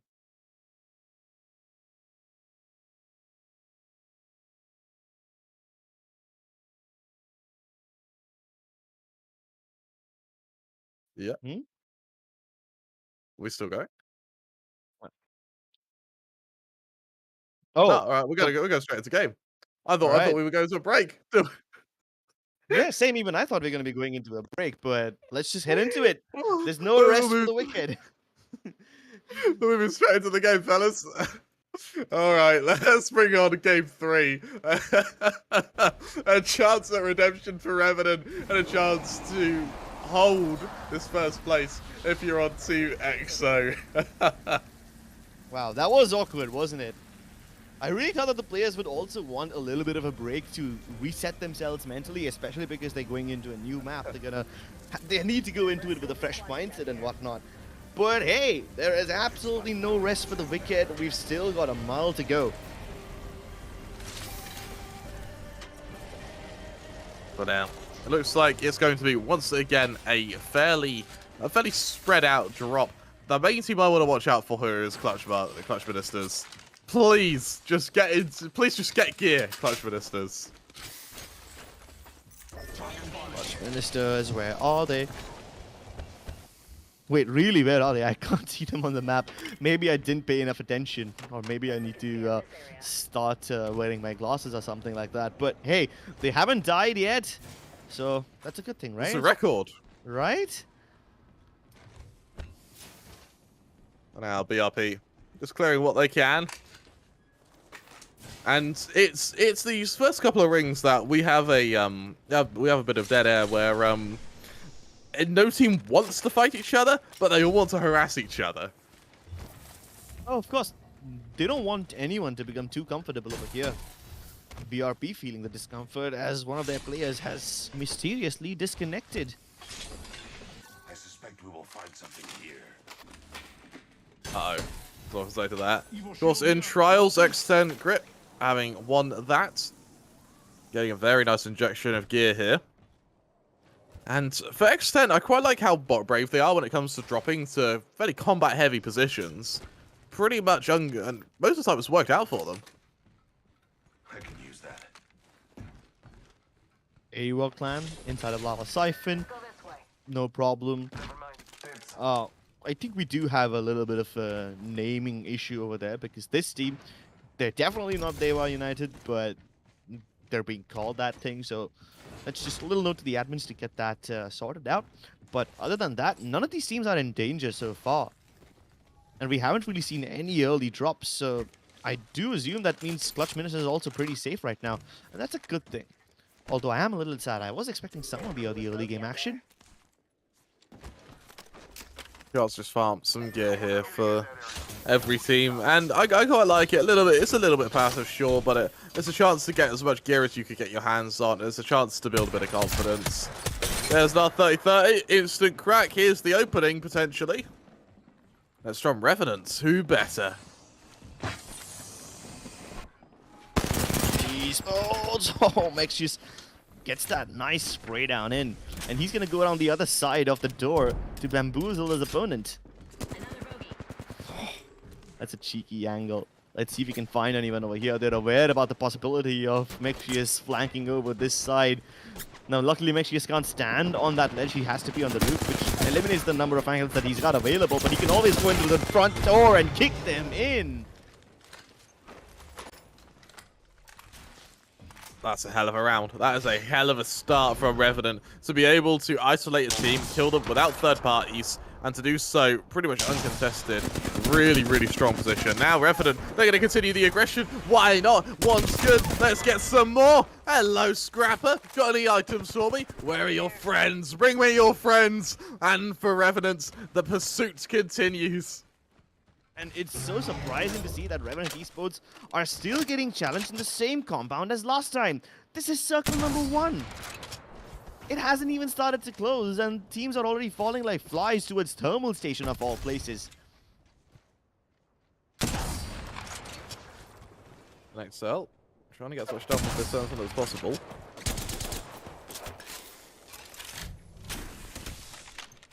Interestingly, there's no one actually trying to cover the distance between themselves and NXL. Instead, they're allowing NXL to try and fight at range. They're allowing Kissnas to continue to do a bit of damage where possible. Standing Skyhook. I mean, sure, they love fighting in these closed urban areas, but do they have any info? They don't have a single scanning character. The Valkyrie can scan the ring, but not the positions of the enemies, and that's going to be super difficult to work with if they get into these close quarter urban battles. They spot another team towards the jump tower, landing just outside of Countdown. And that team is yeah, it's none other than BRP. Let's see if they fight X10 anytime soon. Sniper ammo here. A lot of utility being deployed from Revenant here. Already a player down. All of a sudden, they could be in some serious danger. The Caustic, just gets away, as does the Valkyrie. Turns out Revenant, they're no longer the BS kids on the block, and they're about to find out why the unfortunate way. Oh, it would have been a 2v2 if things went in their favor, but Dewa United have already showed up. It's only a 1 player left, and it's a 1v3. He's pulled it off before. Can he do it again? Mexius on the verge of getting out of the house, but he was just simply not quick enough. Dewa United shut down Revenant Esports, and that is one of the best teams in the lobby, getting eliminated pretty early on. But hey, I still wouldn't call it a bad game. They were able to get 4 kills before they went down, so that's still a win in my books. It absolutely is, and to eliminate the likes of Revenant as well, one of the hottest teams in the tournament at the moment. They're just nullified. They're removed. DreamFire now doing the odd bit of damage wherever possible. One of the few Newcastles in the game over on Pete. That's you see a continuation of these fairly long rotations. No one really committing to any fights properly yet. Imagine fighting in Lava Fissure. Now, BRP, they already left Lava Fissure and went to its countdown. They already made that early commitment. But a lot of other teams are starting to gamble on the fact that the circle is moving towards Lava Fissure now. And these teams, okay, some of them have played APAC so much that they scan the ring once. They figured out where the second ring is, and just based on that, they can figure out where the last ring is going to end. Simply because they've played so much, they just need to scan the ring once. And if anyone has a crypto, then they can go ahead and keep scanning the ring indefinitely without even having to go out. And that's the best spot. X10, they find themselves in a similar situation as last time. The last time they were trapped inside a house, there were 2 crypto drones right next to them. This time there's 1. Let's see if that thing changes. Dewa United though, they've gone all the way from Thermal Station to Harvester, and they have no idea that their opponents are about to get completely destroyed like that. They were just so silent all this time, but Emalzi, he gets downed. Oh, sorry, never mind. This is not Dewa United. The name is Dewa United, but this team is something completely else. My bad. They're attempting an ambush there that just doesn't work out at all. Instead, we see a mad dash to get back into the ring here. In fact, they're taking the gunfight out of the ring. That they actually get a kill off the back of that. Cryptics get eliminated from that. That's such a brave fight to take, but it works out beautifully for them. Now, can they get back to the ring? Can they survive long enough to make this gamble worthwhile? Oh my god. I'm starting to get nervous over here, Kramer. There's so many teams just in the vicinity. If they even get out of Harvester towards the south side, there's much more waiting for them. And they're already losing players. They're up against, I believe, Clutch Ministers. And they also go out. No, not like this. Clutch Ministers even had a little lineup change. They got Zeox into the lineup for this game in particular, but even he wasn't able to make much of a difference. Now comes Hewan Gaming, just fighting on this high ground as they're struggling to land the shots onto the players who are downstairs. But hey, as long as they're safe, I think they'll be more than happy to walk away with their lives. 1 HP, having a little bit of difficulty finishing things off against Nekwu, but Imasi comes in at the right time and saves the day. That he does. And now for the members of High One, this is going to very much having the high ground just outside the ring. If they can get into the ring without being contested, then they are in a beautiful position. Trying to do a bit of damage to the disengaging Valkyrie, and sure, they harass, but they don't kill. Well, they certainly can't kill them now. They've gotten away. I'm surprised the box smack like that only has 50 bullets in it. I know, right? But then again, it used to have 55 and everyone complained about it, so they nerfed it. Oh my goodness, they are in so much trouble over here. Just trying to avoid the lava damage as well as the bullet damage. That might just be a bit too much. And while they do have a little bit of room inside that donut building, I guess they're only trying to spread out just to make sure no other team can get too comfortable. Trying to keep up the harassment, but also like a harassment. Twizzy has to deploy the shield there because that was a lot of damage he took in one swell burst. Oh no, not like this. Bastion has gone down. An instant revive is being popped, but is that going to be successful? Yes, it is. He's got enough time. All right then.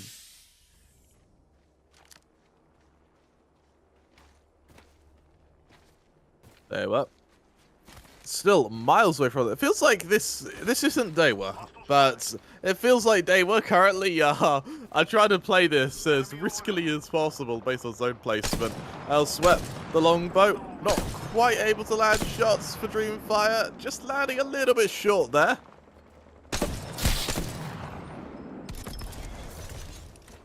Forced off the angle. Yeah, I'm a little less concerned about the angles right now and more concerned about the real estate. Look at this. Look at the amount of real estate available inside the zone, but still, so many teams are choosing to play towards the edge of the lava. That's because they had one bad decision early on, and now they're paying the price for it. DreamFire don't have angles onto Dewa anymore, but there is still danger around the corner. They can't get complacent just yet. DreamFire trying to find an opening here. Or finding a form or a way to harass them. Bogey in sight. We got company, people. EXO Clan, winners of game number 1. Can they make this one work though? They're not towards the actual edge of Lava Fissure, but they're more towards the rock facade of it. So they won't have to deal with the lava and all that nonsense, but if the circle moves away from them, then what do they do? Then they're going to have to face the lava. At least the Valkyrie can get away, but the others, they're going to have to walk across the bridge. And that is not a bridge you want to walk across, especially in a moment like that. Yep. Right now, the only way you're going across that bridge is if the zone forces you to. And for DreamFire, with the high ground here, they're in such a strong position. Such a strong position. Look at the rotation that still needs to be made by Avocado right now in the kind of northeastern part of the map. They are miles away from the next zone. Ooh. This is starting to turn into something interesting. So while there's plenty of teams in and around Lava Fissure, there's still some of the other teams who are counting on Countdown. And they're just hoping that the zone kind of takes a little U-turn and moves in their direction so that everyone else gets screwed. Consider the circumstances if the zone does move a little towards the northeast and goes into Countdown. Then there's only 3 ways to enter. And all those three waves will be guarded by Player K and Strafing Flame. Brekkie is already taking a nice little flank and trying to keep NXL at bay. But for the rest of the teams who are residing on this train track side of Lava Fissure, now these guys, they can just keep taking pot shots at each other, but full sending it is just simply not going to be possible for anyone. They can't cover this massive gap without getting shot by some other third team.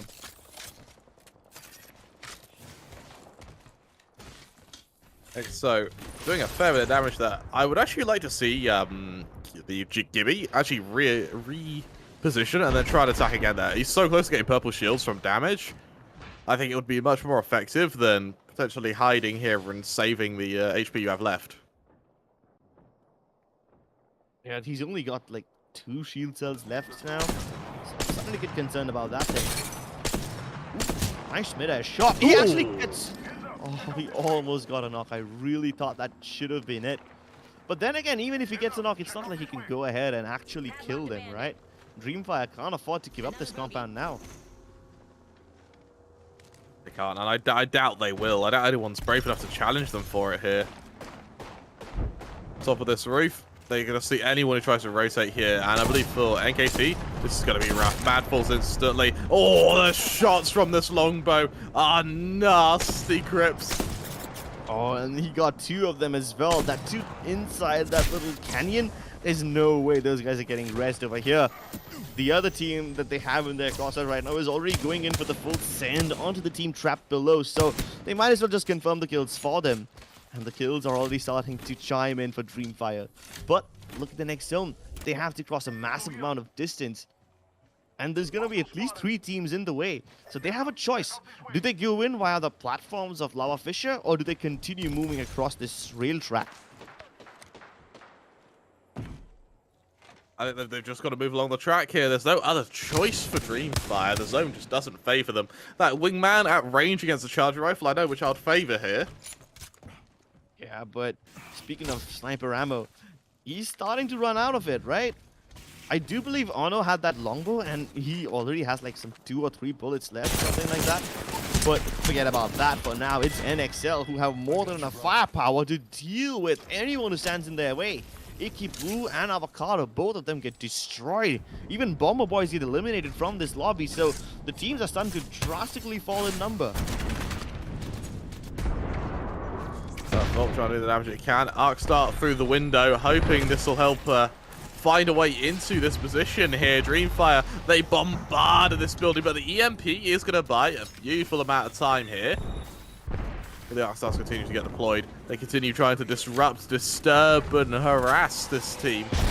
Bangalore smokes go down. Out comes the follow-up barrage from the Valkyrie. It is going to continue to buy a lot of space here, but do they dare run in despite being concussed so badly? EXO, there's the instant opening. This is Team EXO, the victors in the last game. What can they do now at point blank here with Peter just holding as best as he can? Where's the rest of EXO? Anno forced out of position, actually gets the hell out of there. Gibby, no shields to work with, but neither do his opponents. A wonderful spray from the Havoc there. Comes down to the final bullet, but still wipes them out. Switches to the longbow, cracks another player. Oh, and the third team has already showed up. EXO Clan looking in a really sticky situation. Ziki somehow manages to get away from danger, but hey, even Kill Pops has gotten away. Sure, they're separated from each other. They cannot regroup, but at least they're safe for now. Ziki sees them on the other side, and he's like, nope, I am not going down there. Might as well just go to the low ground and hold that area underneath.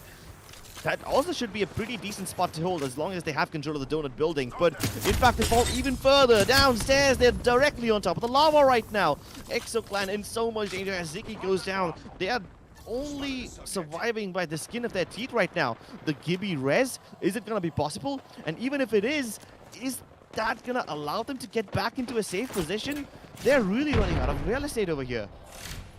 They really are, and lava ain't exactly comfortable.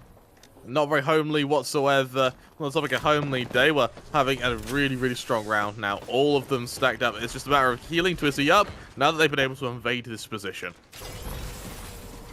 Finally, a Mad Maggie in the lobby. Here comes Raiki, and he's got the bow check and the Mastiff, 2 of the goated weapons of all time. He's doing so much damage! Oh my! Inner Archer, and he's pumping their guts full of wooden sticks who hurt a lot. So much damage being dealt by BRP, but they're on the low ground right now. If they can find a way to climb upstairs, they should be able to capitalize on this position. Nobody else is able to third-party them, so they can naturally reset and have absolutely no trouble doing so. But I can't say the same for the EXO Clan, because they are all over the place. So much damage done with just a single bow there. That's so impressive.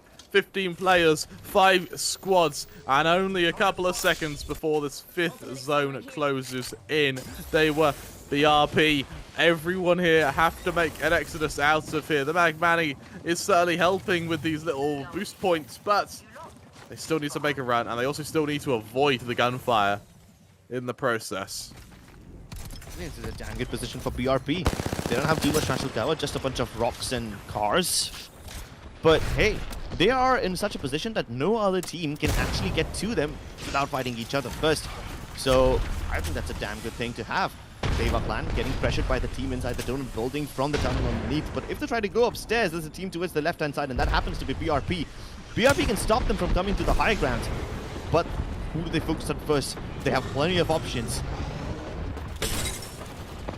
Looks like they picked the players on the low grounds. Bit of early damage done. The Valkyrie looking to follow it up. All of them staring, gazing to the lava. They see the Gibby shield, but can they actually destroy it? There's the Mad Maggie dropping that utility, trying to harass these players. The question is, can they escape? The really nice Gibraltar ult is going to stun up the Valkyrie. Does have to back off, and it buys space for this team on the low ground, which is all they desperately need now. This final zone ready to come in just a couple of seconds.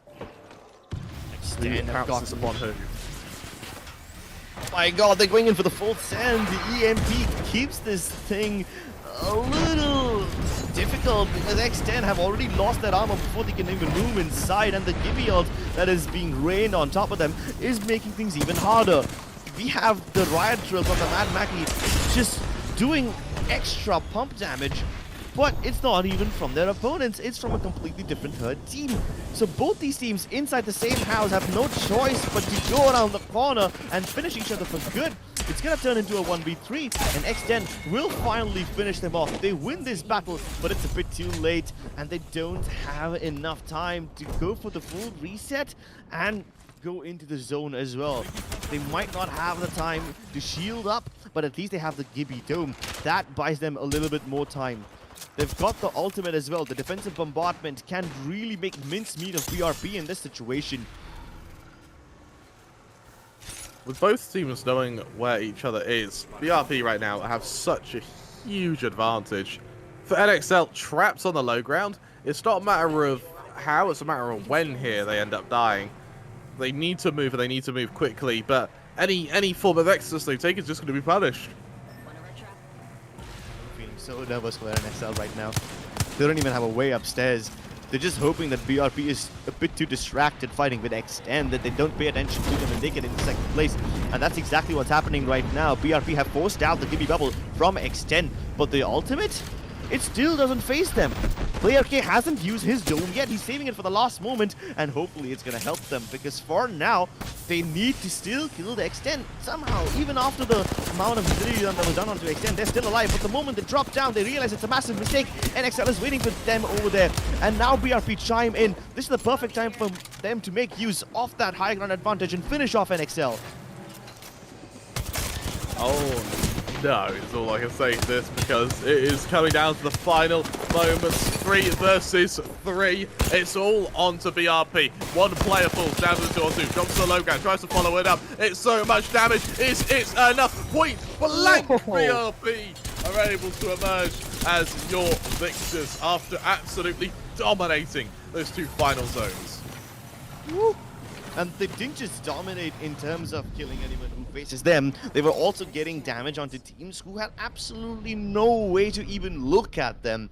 That's how creatively the Maggie Riot Drill was being used, not only against the Gibby bubbles, but also across walls, throughout entire pools of lava onto the other side in a random tiny corner of the house. That just kept so many people uncomfortable. Yeah, it really did, and it was, bear in mind, that rock they had in the final zone as well, that high ground was just so strong, and NKT, they can't defend against that, they just can't, and it meant that once BRP was raining that kind of damage down, those bullets down on them, all they could do was either pop the Gibby bubble, but then use it already, and or return fire and just hope that they are able to output enough damage, and as you saw, all it took was just a drop from BRP onto them to win that map. What a game. What a game indeed. BRP just keeping themselves away from the actual lava fissure platforms. They stayed away from the metallic platforms and just stayed on the rocks. And I do believe that at one point they were towards the train track side, but then they just switched sides across the lava and went towards the rock facade area. I didn't really catch them doing that, but the moment they did that, I think that was what set them up for success throughout the entire game, because there was this moment where across the underground tunnels there were teams pushing in, and then on the other side of the house there's also another unit inside the Dorito building. So there's just teams all around them, but they just stayed so calm and composed, and they just kept taking pot shots at everybody. Yeah, they did it for good reason. They just played so bloody well. I mean, we look at the highlights here. What can't you say about them, Crips? What I'm interested in is for Revenant. They're constantly just getting harassed. It feels like Revenant have lost the charm that worked so well for them in day one.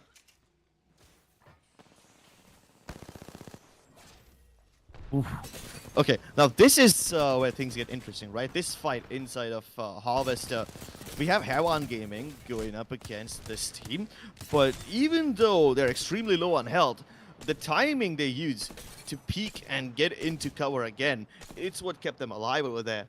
Of course, not for too long because they couldn't find a place inside of Lava Fisher, but DreamFire and their longbows. That was just stuff of dreams right there. So many good connections, 2 kills secured almost instantly without even needing to leave that original compound of theirs. And it would have been great if they didn't get into this particular fight, which was so bloody chaotic. It really was, and I think I would like in the chaos. I think teams like EXO and teams like BRP actually do much better when there is just everything happening at once. In straight 1v1s, the likes of X10, the likes of Revenant do so well, but when it's just chaos, I mean, look at this from BRP. How does Soul do so well with a bow? Oh, and it's not just the bow that was a menace. Sure, the shots were lovely, but he was using his rad drill to annoy the hell out of X10, who were just simply trying to wipe this one squad that's cornered in. On paper, X10 should have never had as much trouble as they did, but they can't stay on their side of the room because of the rad drill, and they can't even move into the other side because they haven't fully healed yet.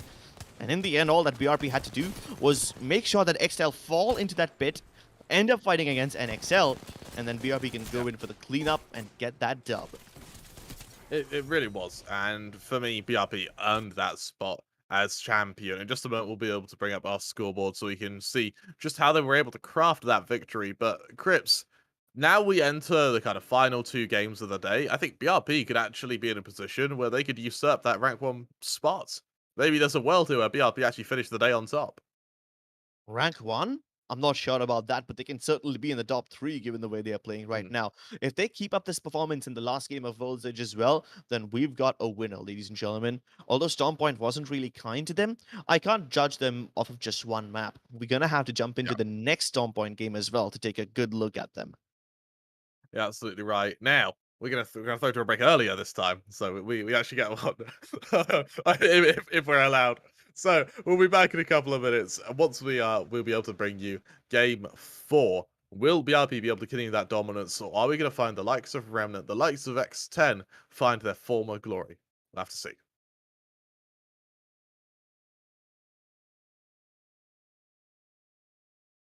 All right, we're showing the scoreboard in just a moment. Yeah, so it's not like we're going to be going on a break anytime soon, Kreml. I know you really want to get out and maybe have some water or something, but yes, life of it. Life of it. In just a second. Be okay. Yeah, we're just waiting for our boys to get done with the maths so they can calculate the scores and we can show them. We want to see who's on top because even though BRP was able to win the game, I'm pretty sure that X10 would have had plenty of kill points to give them a run for their money. You're absolutely right, and I can't help but think that for Revenant, they were that team yesterday, weren't they?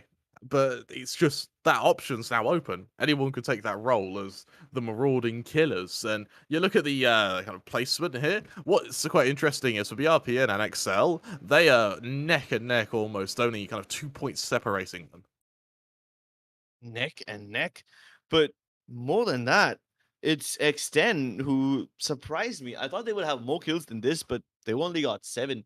They wiped out 2 squads in front of us. So off screen, that means they were only able to get like 1 measly knock from somewhere or the other.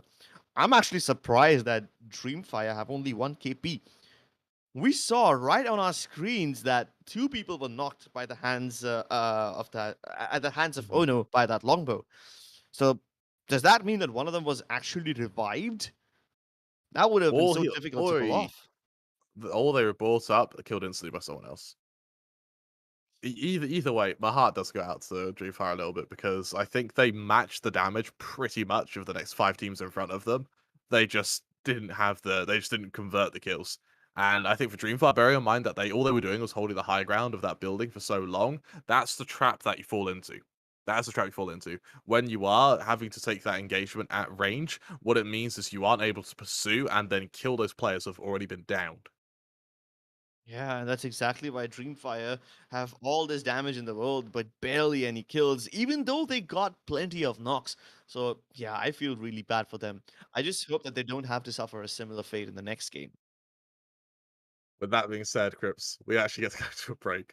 We'll be back in a couple of minutes in game 4. Do not go anywhere.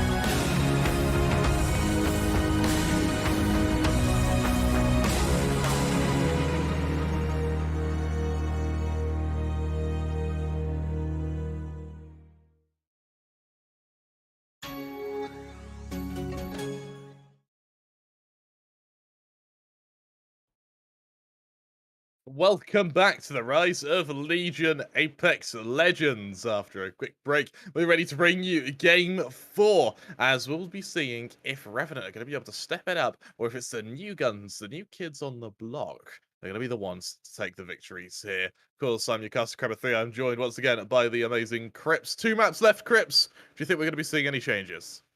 Oh yeah, I think we're going to be seeing a lot of changes.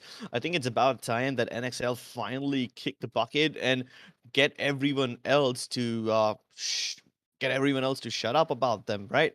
Because NXL have been having decent games where they get into top 5, but they haven't really figured out a way to win yet. Yeah.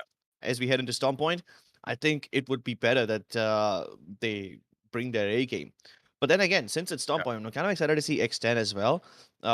X10, they had a decent amount of control over the zone towards the end, and the only time they suffered was when they dropped down into that low ground area where they were fighting NXL and BRP at the same time. If it wasn't for that, I think even X10 had a decent enough chance to win.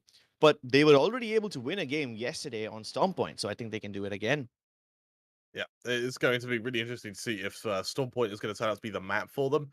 We saw just now that honestly, for NXL, Storm Point was a map. I think there's a bit of unfamiliarity there. We saw them get trapped against the lava a fair few times now, and I can't help but think that potentially the altitude difference on the maps make it quite difficult for them. They may prefer the kind of flatter other maps. For me, though, I'm unsure. I think that high ground is everything in Apex at the moment, and the reality is, if you don't have that high ground, if you're not working from that high ground, then it's going to become mighty difficult to take any fight, regardless of what map you're on. Exactly. And as the team start to realize the importance of elevation over here, we might just get to see Horizon getting picked up more and more often. We already saw quite a lot of Horizon players in the lobby. That too on World's Edge, right? On Storm Mhm. Point, Horizon is even better. So let's Yep, see if the teams will pick her up more, or maybe they pick up some other character that can help them get yep, elevation, like maybe along the lines of a Pathfinder or something like that. yep. We're gonna have to wait and see. For me, though, I think a Pathfinder would be pretty cool. Bear in mind, it does give you that. It gives you that instant leave option, doesn't it, with his ult? Mm. It also means that if you are on that lava, there is a way to get away. Or better still, when we saw with that huge fight where X10 controlled this upper watchtower for so long, and it took Mhm. Ants to Valkyrie ult to get up there. Even being able to Pathfinder up to third party that fight would have been perfect. Yeah, but as you know what? Actually, I think you're right. So, since Pathfinder is a little bit selfish in his Mhm. utility, I think one needs to forget about elevation over here and just play for the end game. You remember Yeah, how crowded those circles were in the end, right? And yeah, so far, we have seen more crowded circles in Storm Point than in World's Edge. So now yeah. that we're heading into Storm Point, I think one of these teams should pick up maybe something like a Caustic and just Hmm. toss that Noxgas grenade into the end circle when there's absolutely no room for anyone to stand. And they Yeah. have no choice but to take your poison damage. But then again, you should be able to survive for that long in the first place to do that. There's only one way to, for me at least. I think that Pathfinder in these more compact areas, particularly if he ends up trapped in the trenches, where going to the high ground is a death sentence, you sort of neuter Pathfinder's abilities pretty significantly, and it means that his impact on the rest of the team is minuscule. As you mentioned, it's quite a selfish utility set. So while Pathfinder has a very niche sphere of influence, I can't help but think that when you're looking at an overarching map, the circumstances in which you'd want a Pathfinder are so small, there's no real point in bringing him out. Even a Wraith, for that matter, would be impressive. Consider this, Yeah. right? In the last And circles, Wraith has more everyone, versatility as well. yeah, a lot more versatile. And if you got that portal ready, then you can keep jumping in between high ground and low ground, just keep harassing the Mm, hell out of anyone who's under you. But then again, if all these circles are going to be so crowded and all that a team on the high ground can do yeah, is just hold and take pot shots, that's going to get frustrating for them because they're wasting all their ammo, they're farming all the damage, but they're not getting all the kills. In yeah. situations like that, the Wraith could be useful. She could always drop down, finish off one of those kills, fall back to safety using the phase out, and that's the job done. Another KP secured. Yeah, and for me, the KP now is becoming the most important stat of them all. I think that everyone's placing everyone who is trying to gun for these top spots is already placing well regardless. The only thing that will Mm, distinguish you from the rest of these teams is those kills. So I want to see going into this map a lot more aggression on hot drops. I want to see a lot more focusing on the teams that are already established. Furthermore, if I'm a team that's already established and I want 3 quick kills, I'm going to be beelining for one of the teams that haven't quite done as well this tournament.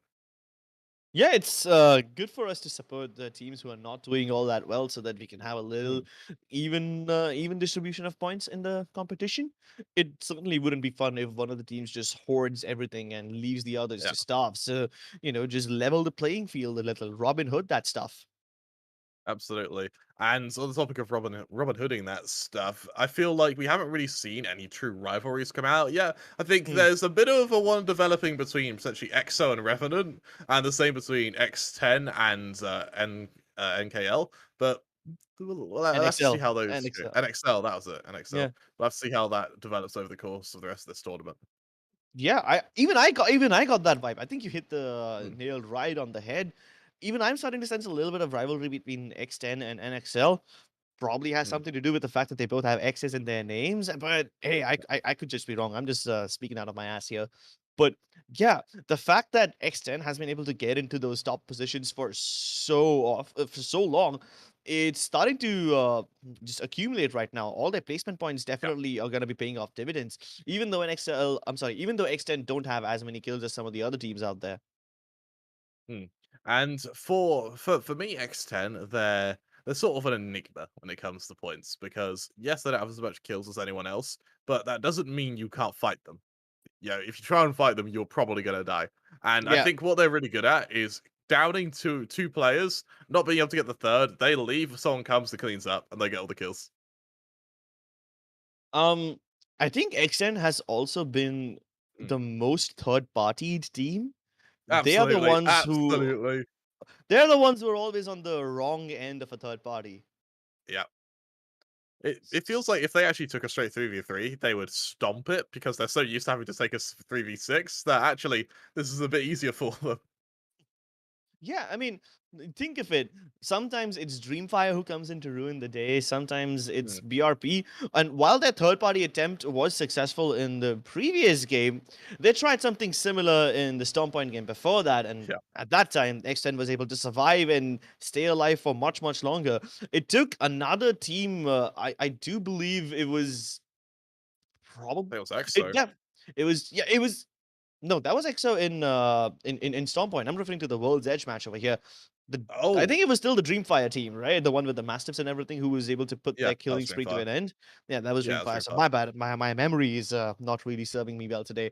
But yeah, X10 always find themselves in these awkward third-party situations where they just don't have enough time to reset. But somehow they're still able to win despite of that. So Mhm. imagine what's going to happen if they are actually capable of finishing those fights on time, resetting, and Yeah. then that they're just ready for the third party. They would be able to farm up so many kills without even leaving their compound. I mean, that happened yesterday when Nextel were finally given a chance to reset. They just went and won. Just as simple as that. And that wasn't just a victory. That was a victory with a lot of kills. That game was essentially Revenant killed everyone, and then X10 killed everyone again. And that was pretty much the game. And X10 just won the final duel at the end with Revenant. So I really am looking forward to seeing what X10 can do if they are given that extra space. Because let's be honest, Crips, getting third partied ain't very fun. It's definitely not, especially when there's more than just a third party. So you can Mm, see the other team coming from a mile away, but there's nothing you can do about it except stare at Yep. them through your doors as you try to just pull onto that shield battery and hope it Yep. pops off in time. Um, Yep. Another fact that I want to highlight over here is the fact that Revenant Esports is having a pretty bad day. And sure, they're getting plenty of points. They're Mhm. still getting 10 to 8 points, 8 to 10 points in between every game. So that's still good. That's a decent pace. But we saw them do much better yesterday. We saw them pull Mhm. off those 25, 30 pointer games. And today they are down to the tens. Mm, Not the best start for them, but they still have 2 more games to redeem themselves. So Yeah. hopefully we'll get to see that. Yeah, absolutely right. And for now, as we are about to get into game 4, I'm really beginning to see the likes of Clutch Ministers give us a real good run here. I think they have 2 games left. There's still a chance to pop off, but they need to pop off in these next 2 games. I agree, but they're not the only one. Um, Mhm. which other team do you think has the potential to pop off, but hasn't really been able to do so? Is there I think any 1 name that HP comes to your mind? Yeah, 1 1 HP. HP. Okay. I've seen them quite frequently with in the zones, in the final zones. See them quite frequently in these final kind of fourth and fifth areas, but never fighting. They're always already a player down, so they're just hiding. And so I want to see them with a 3-on-3. I want to see them actually try and fight people. I agree. Even I've never seen them with a full 3-man squad, right? It's just Mm. funny whenever they appear on the screen, they've already lost one of their players, and Yep. that's probably why they haven't been able to fight. So that's 1 HP struggling quite a bit. But then again, I kind of have to disagree with you over here. I don't think they've got that potential too, unless they change something in a very drastic way. They're gonna need a complete resurgence if they want to stay relevant in this tournament, because so far they haven't been able to accumulate points, and this is the last time that they are playing. They already played their matches yesterday. This is their second day. I'm not really sure if that's a good thing. Let's go this way. But now Certainly there's can't going. There's nothing wrong with going the same way. Just means we're going to get a bit of action just a little bit sooner. And looking at judging by the split here, something that Revenant did last map, which I think worked really effectively for them, was you see how they split up.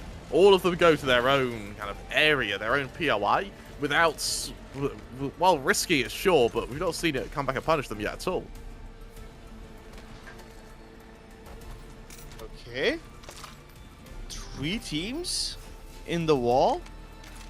Well, make it 2, because Revenant Esports have just taken a little step downwards towards Cascade.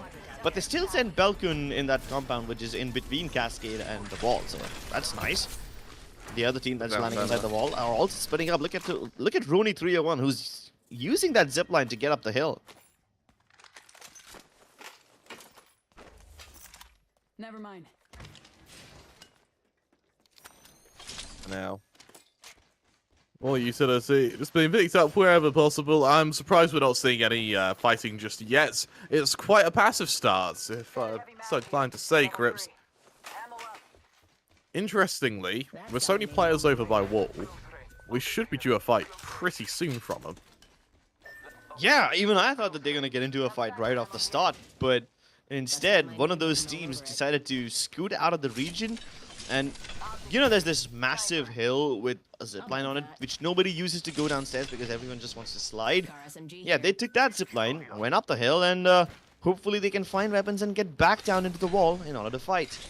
But Command Center lies uncontested, DreamFire having their free reign over here. Extended heavy mag here. Even fish farms for that matter. Claimed by EXO Clan. Last time it was Team Clutch Ministers who dropped over here alongside EXO Clan and suffered a gruesome death, but these guys are nowhere to be seen this time. Absolutely right. Now, with a difficult position to come out from the members of High One, I'm interested to see if, bear in mind that this ring is quite a distance from them. I want to see if they actually fight on their whole cross, or if we're going to see them just leg it with limited loot and just tank the damage from the storm. Optics here.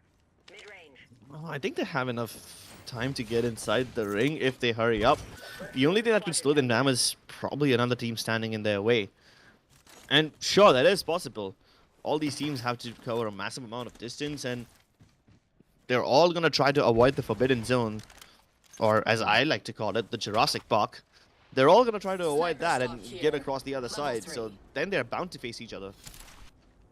Yeah, and when you all funnel the same way, trying to fight a move is so difficult. Bear in mind, it means you're more than likely going to be using those Gibby shields instantly. You're more than likely to use that Valkyrie ult the second it comes online. It means that come the final 4 or 5 rings, you're going to be out of utility.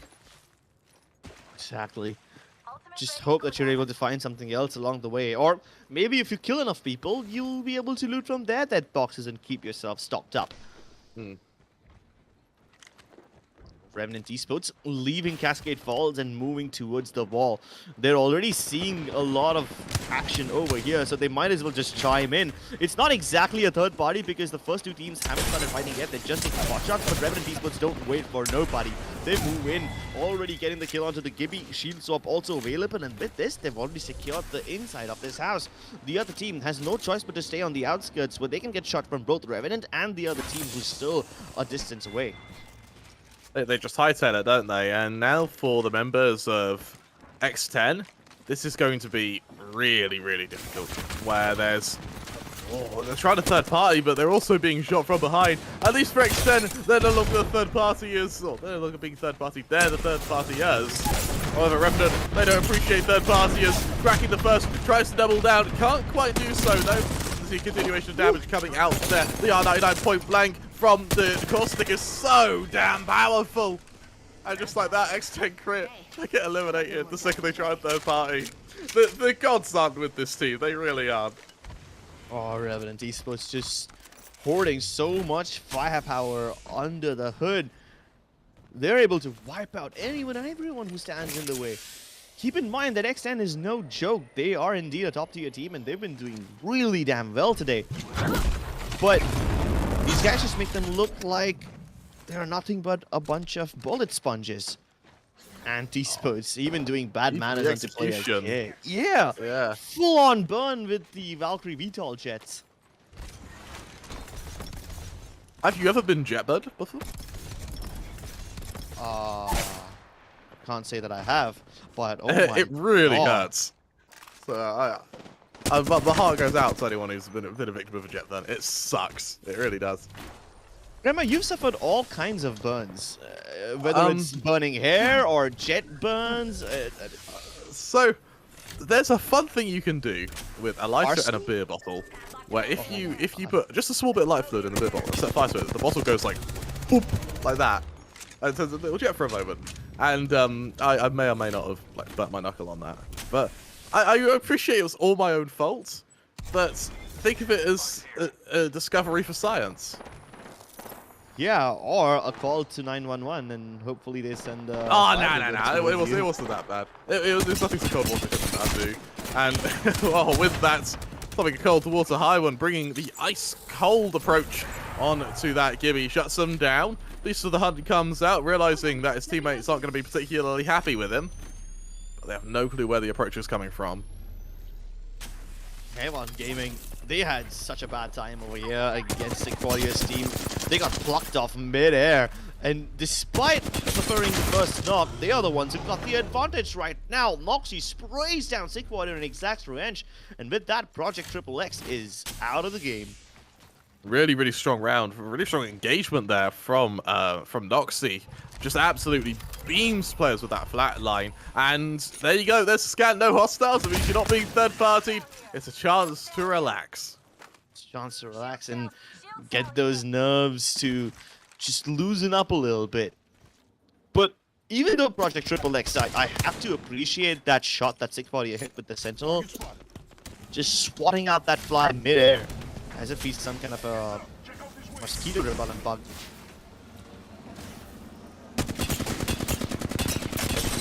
Oh my goodness.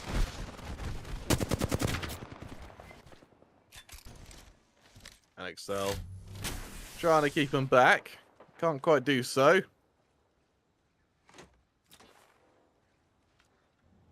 As from the looks of it, NXL in quite a dire position here.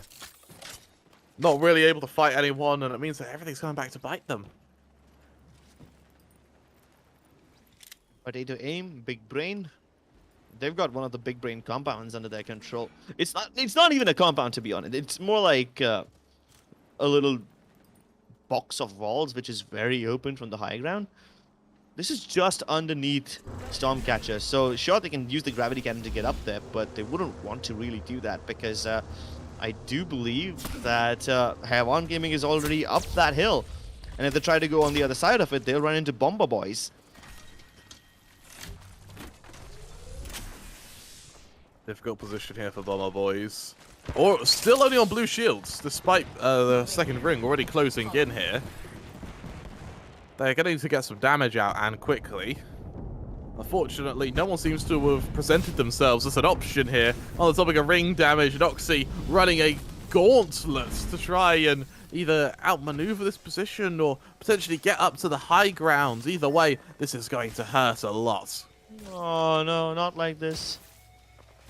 Well, at least they can recover the banner, but how do they even get into the ring again? They can't go downstairs directly because they can already see high dynamic range fighting someone else, so they're going to have to go the long way around, but I'm not sure if they've got enough heals to pull off that rotation. Meanwhile, Noxy getting taken down by a wingman player named Draken. Let's see if that fight results in the wipeout of his entire team or if it's just a one-off shot.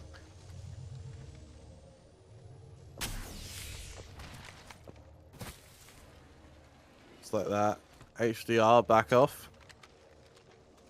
They actually have quite a nice position here. No one's going to be able to flank them. You're able to just wait out the zone here, but in the process, you're not going to be able to loot anything. You're not going to be able to farm anything. It's a very passive way to play this zone. The options there. Bomber Boys also were able to hear a couple of shots over this region. They know for a fact that high dynamic range are just across the other side, but they also know that down the hill are another bunch of charge rifle wielders who might have left the area already, but they don't want to wait and find out. They have no reason to confirm that presence of the other team. Oh, and they don't even need to walk into the zone. They can just use the Valk Ultimate. Skyward dive into the zone. I just hope they actually find a place to go there, right? A safe place to put their feet down. Yeah, will be. And this is a surprisingly very fast drop, actually. To only really hover around the outskirts here. They've spotted out the odd team here, but Mad's dropping a little bit early there. He's going to have to wait to see where these follow-up players try to engage him from. See that area over there? I'm defending Oh, okay, so this team, just completely unrelated, silly it. Let's joke. scope this quadrant out here. Bomber Boys have a guy called Daniel Avocado, and I thought that was a joke about Toast, but then I realized it's a joke about Daniel Ricciardo, the F1 driver. Ah! And So it is!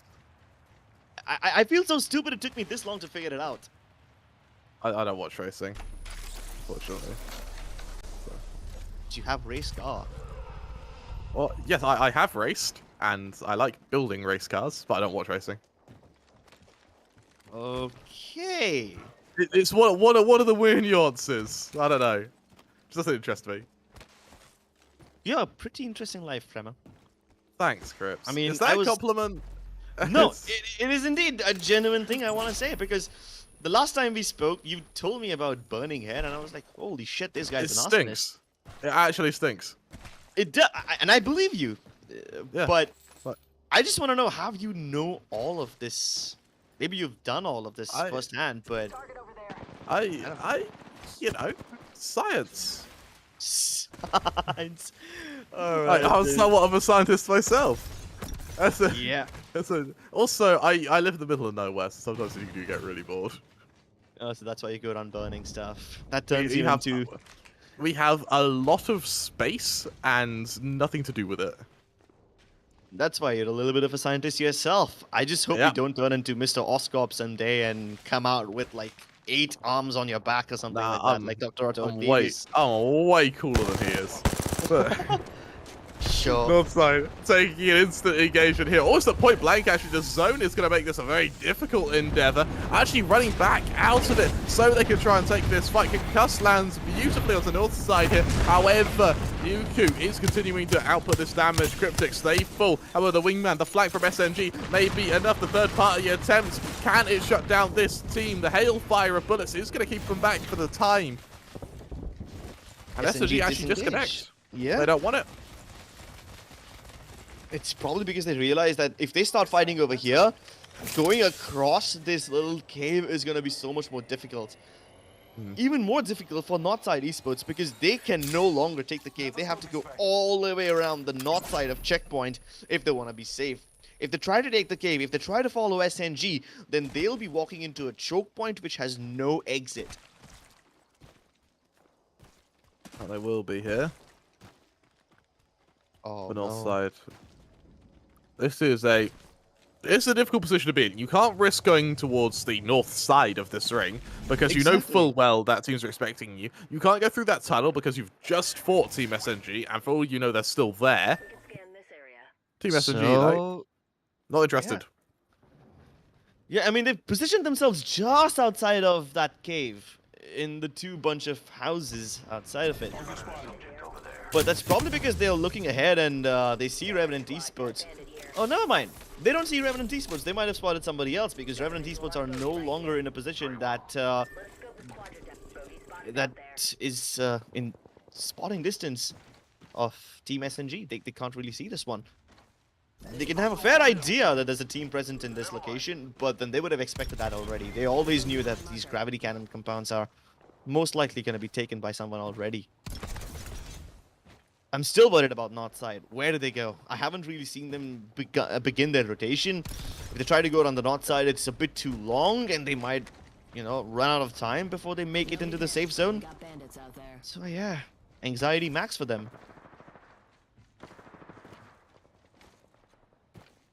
Bogey spotted out there.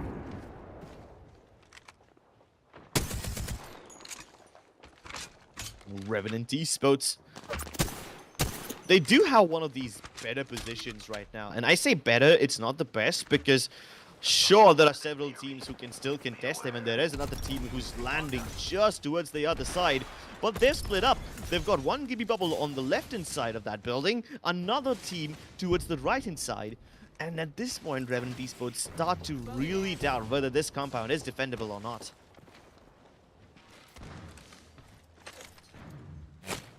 Revenant in quite a difficult position here. This building has so many entrances to it. Holding it is going to be really dire.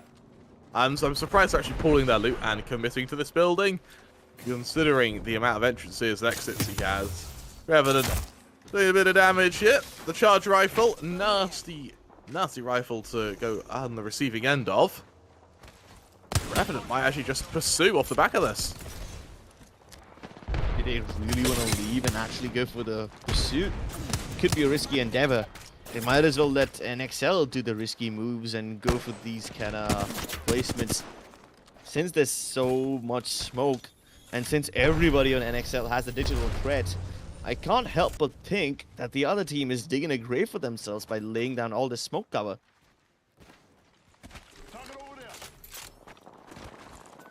NXL, the team we said you wanted to see more from, now in the zone. Remember, it's still 27 players left, despite the fact we're about to hit zone 4. So this is getting a little bit dicey for the remaining teams. For NXL, though, I would love to see them actually just tuck it and hide. Northside Esports, we can finally see them trying to go for that maneuver.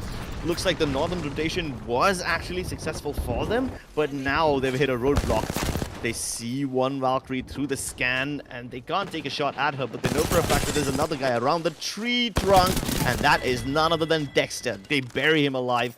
All the resources acquired. They don't have to move too much to get inside the zone, but yeah, they don't have a lot of cover either. They're just hoping that they can keep the teams on their left-hand side away from them, and that should buy them enough space. But on their right is NXL, and NXL aren't going to let them in either. What's worse is that Esports are coming in from the same path that Northside Esports had taken, and if Esports can just circle around them, then the Northern Sports team will be really sandwiched over here, and they can't get out of the sandwich. And see, making their rotation here, they have to be so careful from this damage. Look how open the run is into the zone here, and they're on the low ground as well. The odds are against them. They already take a peppermint the second they even attempt to go for the high ground. I suppose that's one way to change the elevation. Holiday goes for the Watson grab. Well, there's a lot of damage there. However, he isn't able to down anyone. More importantly, he isn't able to kill anyone. The Sonar going to make their position known, beckoning an invitation to every other team that they are in the open. Yeah, but they can't afford to stay in the open for so long. Even if they're able to fight the team that's directly ahead of them, they still have to fight one more team in order to actually get to Revenant Esports compound, which is now on the edge of the zone. And all that Revenant need to do is build as much of a caustic wall as possible with the traps so that they can keep everyone else away from this region. Esports use the black hole, hoping that somebody or other will be sucked inside it, and they should get a couple of free kills with the ordnance. But that results in the death of Revenant Esports, and it's X10 who's managed to do it. Can he go for the shield swap quickly enough though? Esports are already on top of him, and he doesn't have time to revive his fallen teammates. He can only use their knockdown shield as temporary cover, but even that won't keep them alive for too long. Northside Esports also bite the dust. Another round in which North side get eliminated. They're a set earlier than anticipated here. SMG, they survived the bombardment, but only just here. ANT looking like the ones in the driver's seat of this lobby. However, Bolin at point blank sees the attack coming, able to get out thanks to being on the Wraith. However, there's going to be hot pursuit of these players now. ANT realise that while they may be in the pilot's seats, they are not the heaviest hitter here. It definitely aren't the heaviest hitter just yet, but they are the hitter that doesn't have to worry about getting shot in the back. So maybe that could work to their advantage. NXL Esports were once in a position that was super difficult to get out of, but now that the circle swings towards them, they do not want to get out of here. In fact, they just want to clear out all the tree trunks and make sure that there's no uninvited guests inside their house so that they can continue holding this area for themselves and ready to welcome any other team with open arms. There goes EXO as well, a huge name to take here. And for ANT, it's still on the high ground here. It feels like this duel between ANT and an SMG is going to be the main fight here, the main battle. Spotting them out on the high ground, ANT realised the predicament of their circumstance. And is there a world here actually where they just duck in cover and hope the zone will force everyone to them? Bogey in my crosshairs. And I think that's a decent enough strat. And Esports now, they really need to hope that even though the other teams are going to be forced to come towards them, they should be able to stand up to the challenge.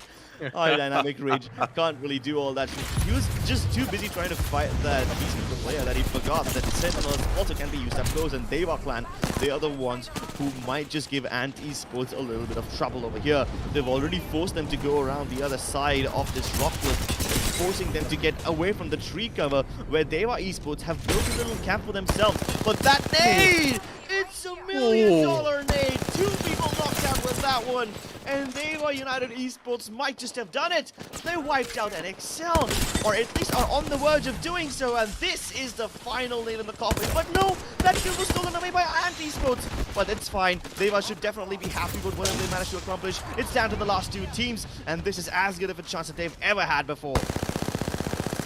Huge round down, but that's coming out now. These SMGs just trying to wrestle it through. There isn't enough time to heal. This is now going to be a constant gunfight start to finish. The Gimme Shield is going to really help this team, though. Bear in mind and have access to the death boxes. A lot of damage ringing out now from the flank. Able to almost finish off Javelin. Low on HP. About to be finished off. There's the first drop. There's the second now. It's a trade back and forth. However, it's now swept from above. Trying to finish it off best they can. Holiday onto Twizzy. Using all onto Holiday. Minuscule amount of HP to work with. He's not able to do it. Dewa, they take the win after a bloodbath of a final zone. Dewa United Esports, man, they come out of nowhere and they take everything. I feel so bad right now for Ant Esports because they were holding on to the tree region, the tree line cover for the longest time possible. They even managed to kill all the rats. But then in the end, Dewa Esports come in and they bring the big bombs. That grenade was so on point. NXL was destroyed with it. Ant Esports were like, oh cool, they're helping out, they're helping us out, they're destroying NXL. Why don't we just try to focus on them right now? So even Ant Esports were like, okay, maybe we can win this, but they were like, nah buddy, nah, we've got this plan down to the T. Yeah. I mean, that was a hell of a game, wasn't it? Well, I genuinely thought Ant were the ones to win that purely because they had that high ground for so damn long. But final zone comes along, and what do you know, Dewa, they've got high grounds. They go and win. Crips, I appreciate how you don't think high ground wins games, but I have the last 4 games of evidence to say otherwise. Oh no, that doesn't apply in Stormpoint. It only applies in World's Edge, especially like. So the point that I was trying to make is that if you're in, let's say, a place like Lava Fisher, if you're down there in the lava, any other team who wants to shoot at you needs to get an angle on you, right? And that works in crowded circles because if they try to get an angle at you, someone else will shoot at them. But then if the circle is thin enough, if it's sparsely populated, then it doesn't really make a difference. In that case, the high ground reigns supreme, and Anakin Skywalker will approve of that. Absolutely right. It may be over, but it's not quite yet. We've got one more map. Let's take a look at the highlights of map 4 before we even consider map 5, because there was a lot to unpack here. Revenant, once again, another shaky performance.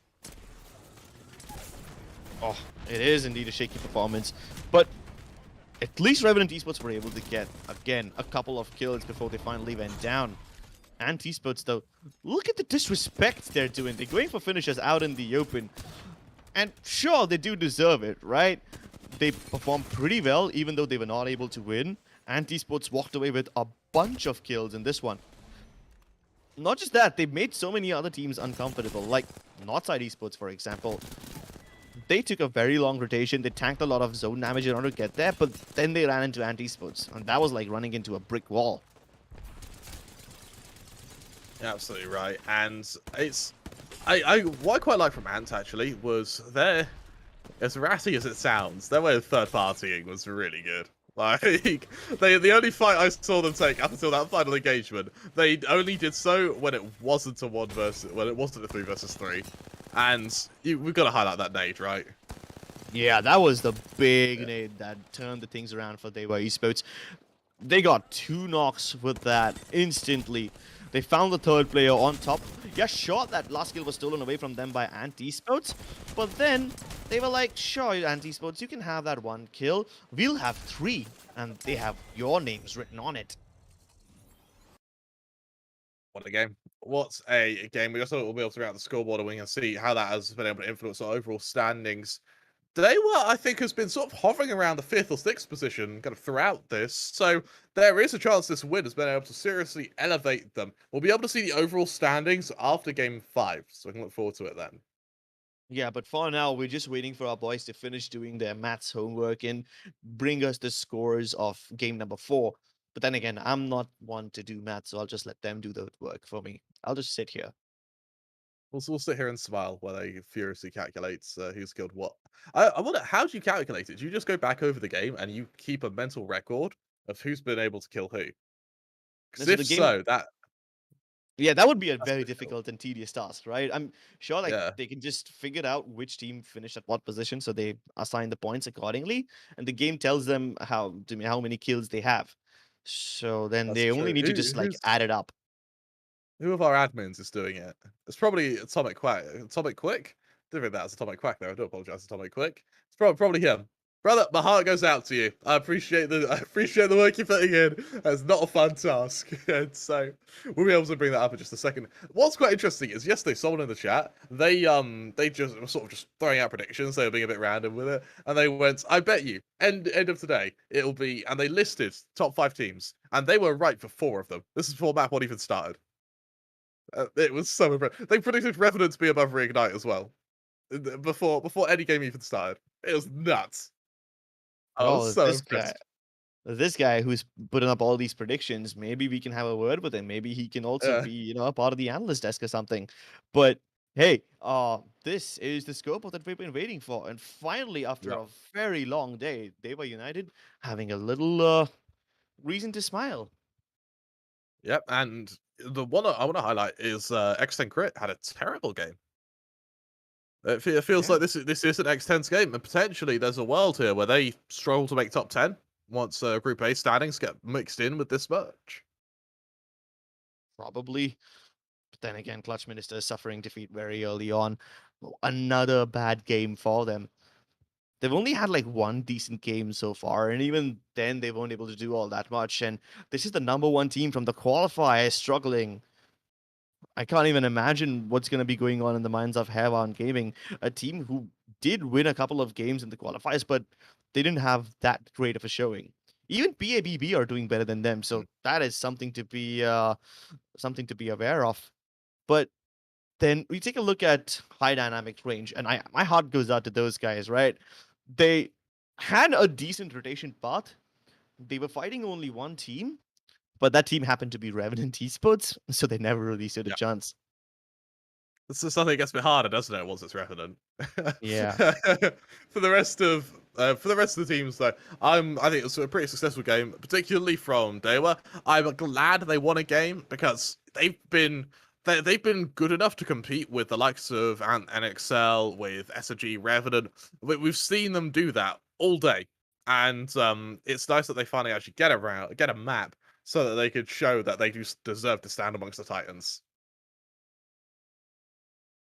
And the Titans might change for the upcoming games.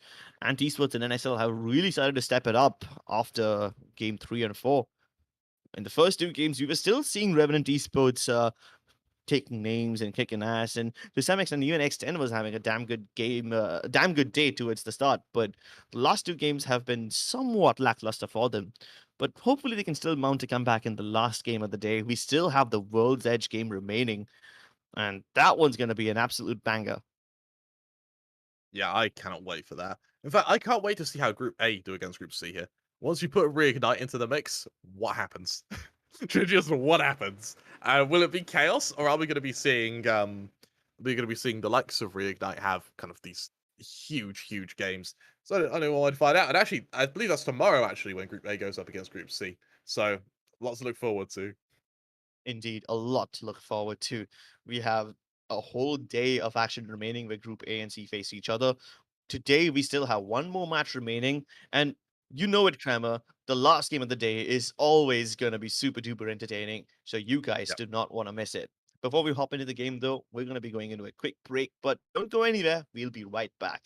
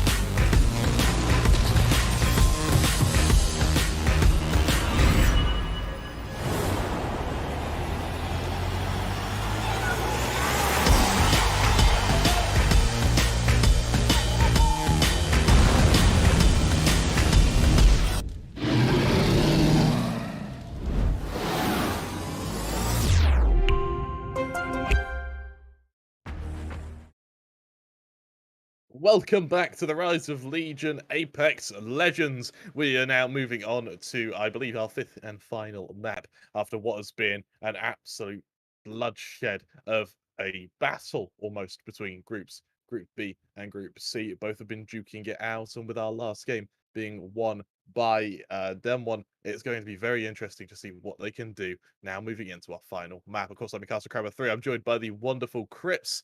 How are you feeling about this one, Crips? Hmm. Let's just say I'm a little unsure about how this game is going to pan out.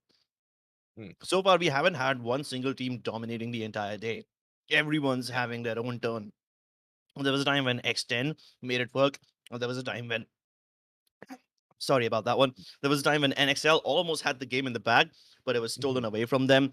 And even BRP, who didn't really have that great of a day, had this one amazing pop-off game, which I think can keep Yeah. them afloat. So that way, we haven't really been able to see one dominant team emerge today. Whereas yesterday we had this whole two-horse race going on between Reignite and Revenant Esports. We aren't really Mhm. seeing anything along the lines of that today. So that's good. I Mhm. like it It's very because good. that keeps the competition closer and tighter. Absolutely. Also means that in terms of competition, we're going to be seeing a lot more emphasis on these kind of final five placements. Puts a lot more pressure on all of these teams when they are calculating whether or not they should take a duel and risk being third partied. Yeah, the risk is always going to be there, but sometimes these teams have no other choice but to fight each other, especially Mhm. when they have to move into the zone and just find a place for themselves, find a place to call home. That's why all these defensive characters like Watsons and Caustics just become so much more Yeah. relevant in the last game. It buys you all this time. And the longer you keep an enemy out of your particular building, the longer they can get shot by somebody else from a completely Yeah. different part of the map. Sure, that might result in a couple of kills being stolen away from you, but it definitely builds that added layer of security.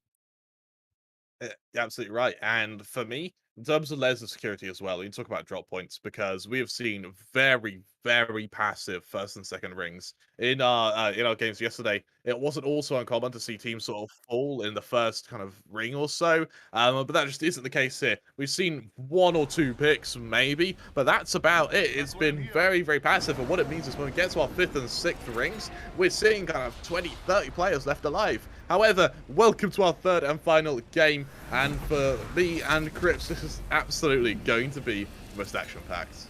I can feel it. Whew. Yeah, I can feel it in my veins too. I have this tingling sensation. You know, the hair on the back of my neck is like starting to get a little goosebumpy. That's how you know that this game is gonna be super intense. Revenant Esports are going towards the tree. Okay, they have switched things up. They were pretty happy with Thermal Station and where they were before, but them going to its 3 now is definitely a safer choice for them. EXO in staging. We've got Dewa United Esports inside of Lava Siphon. Northside Esports have always been in Harvester, so they're pretty happy, especially with the amount of loot that they have just acquired with that loot box. But Climatizer, that's going to be contested heavily. SNG have already gotten this Gibraltar down to such low HP, but Night King had absolutely no intentions of running away and saving his life. He was just hoping to file the shield swap inside those bins. That's what I'm assuming he was doing, still looting around instead of running. But now that they're down to the last man, SNG have more than enough space to hunt down this player. I don't think there's any team close to them either, so they don't have to worry about third parties too. Not at all, and it's just going to be a quick shutdown and a quick elimination for Cryptic to end the day on a fairly weak note. However, for the rest of SNG, what's your solution? What do you change now moving into these next couple of rings? Well, thus far, nothing much needs to change because why fix what isn't broken? I'm really interested to see how Revenant are doing in their new drop zone. Yeah, Revenant Esports, I'm not even worried about them. I'm more worried about this fight that's happening between the members of Ravi Gang YT, and I think that's gonna be Project Triple X. Oh, they just wiped out before we even switched to them. But on the kill feed, I noticed something funny. Rapunzel, who we see as dead right now, Rapunzel was able to knock out a player, who in turn knocked him out.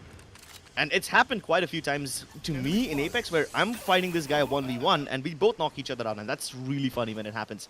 I just wish we got to see it on screen. That would have That would have definitely gotten us some laughs. Would have brought some smiles. What is going to bring us smiles, though, Crips, is the Carnage. That's something to be happy about. And I tell you what, for DreamFire, a team which has been pretty aggressive for the majority of this game now, it's going to be looking to make that success now. Look, with complete control of center here, and no one seems to be challenging it. I don't think nobody wants to challenge anyone in the early game stages. But Matt D, he's picked up the fuse this time. Now that's an interesting pick. Yeah, we're seeing some really hybrid legends come out here. And I can't help but think that potentially it's because Bomber Boys, you know, they've not had a great game so far. Why not? Why not experiment? Maybe it works. If it does, awesome. If it doesn't, don't worry. No harm, no foul. Yeah, no harm, no foul. And last few times that Bomber Boys have been in this lobby, they haven't really been bombing quite a lot. You know? They haven't really been living up to the names. So maybe now they pick up this Australian legend, Mr. Fusey, and give him a bunch of grenades. They can actually stand up to their name.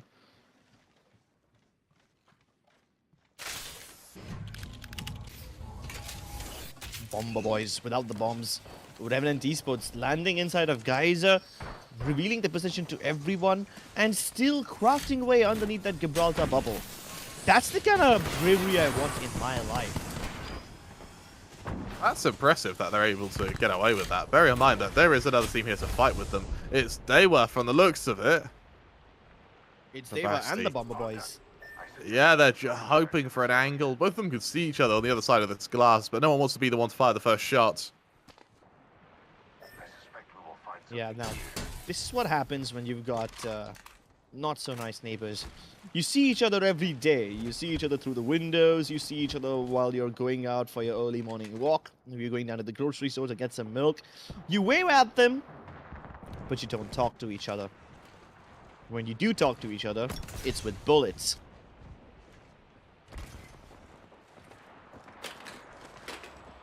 Up the helmet there as well. Just trying to juggle some utility from Dewa. I think they realize as well that because there's another team here, it isn't a matter of who fires the first shot, it's who fires the kind of third shot, who's the one who does the third partying here, because they're the ones who are probably going to be winning this fight. So they're just going quiet. They're hoping to make themselves as inconspicuous as possible, just so someone else starts the engagement. Yeah, but these snake-type buildings aren't really the best places to hold, you know? They can easily turn into death traps if things go wrong. First of all, there's just plenty of open windows, so the midsection of these buildings can be easily exploited. There's 3 doors on either side, and you can't defend every single one of them unless you have like a caustic or something else.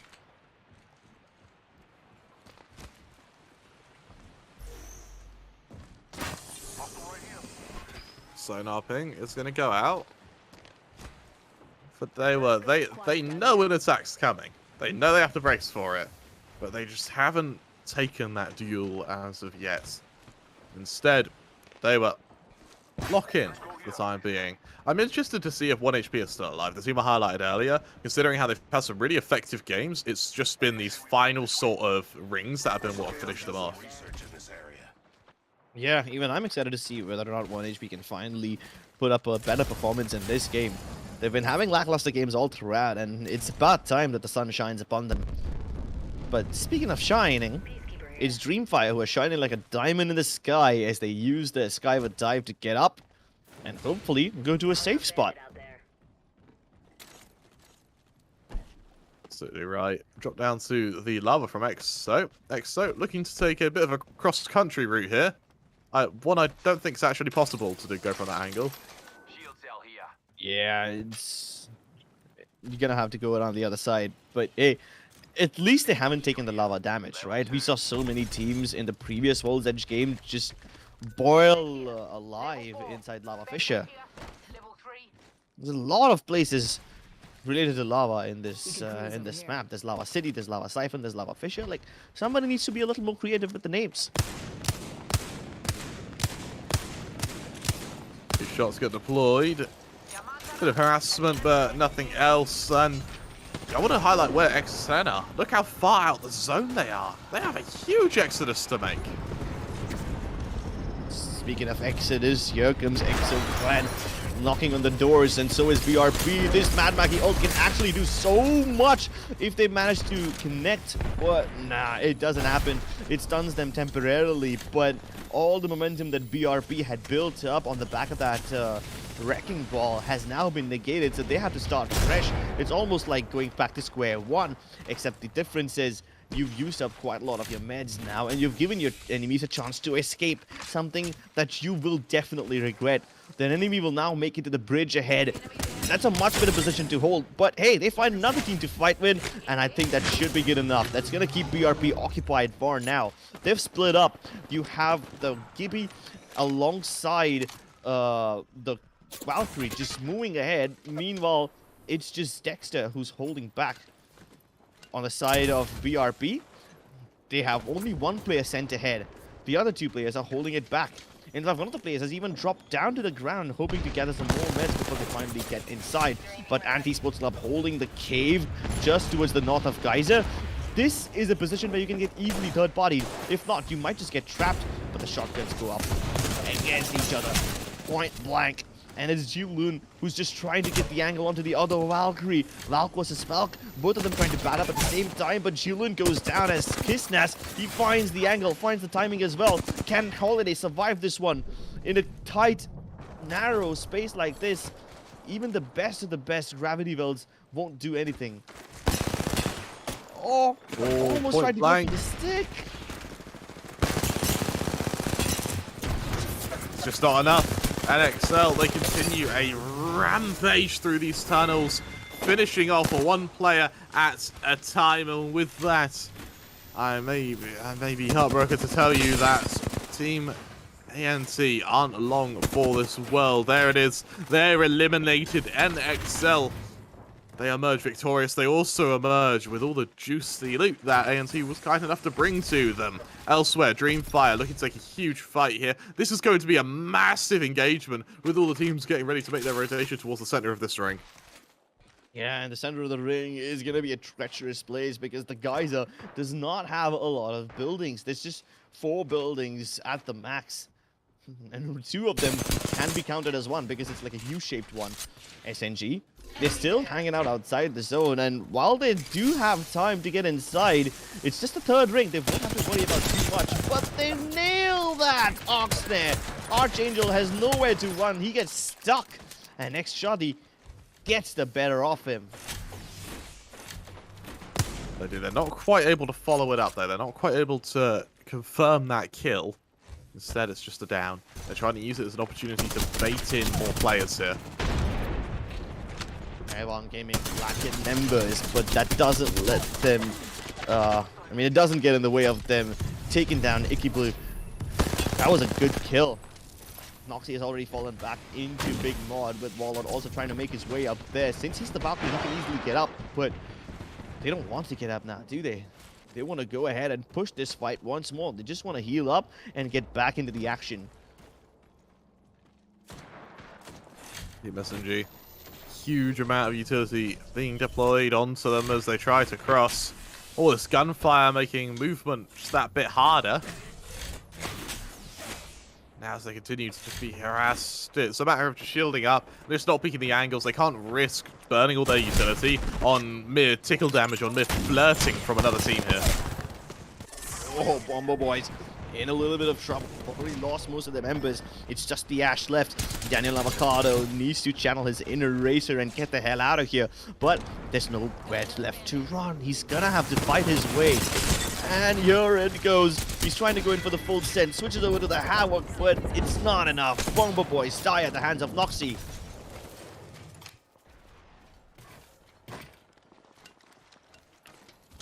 BRP now.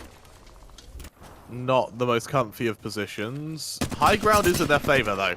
And so long as this high ground is in their favor, they're going to be able to really ruin the day of anyone who wants to fight them. Unfortunately, this zone is going to force them out of position very, very shortly.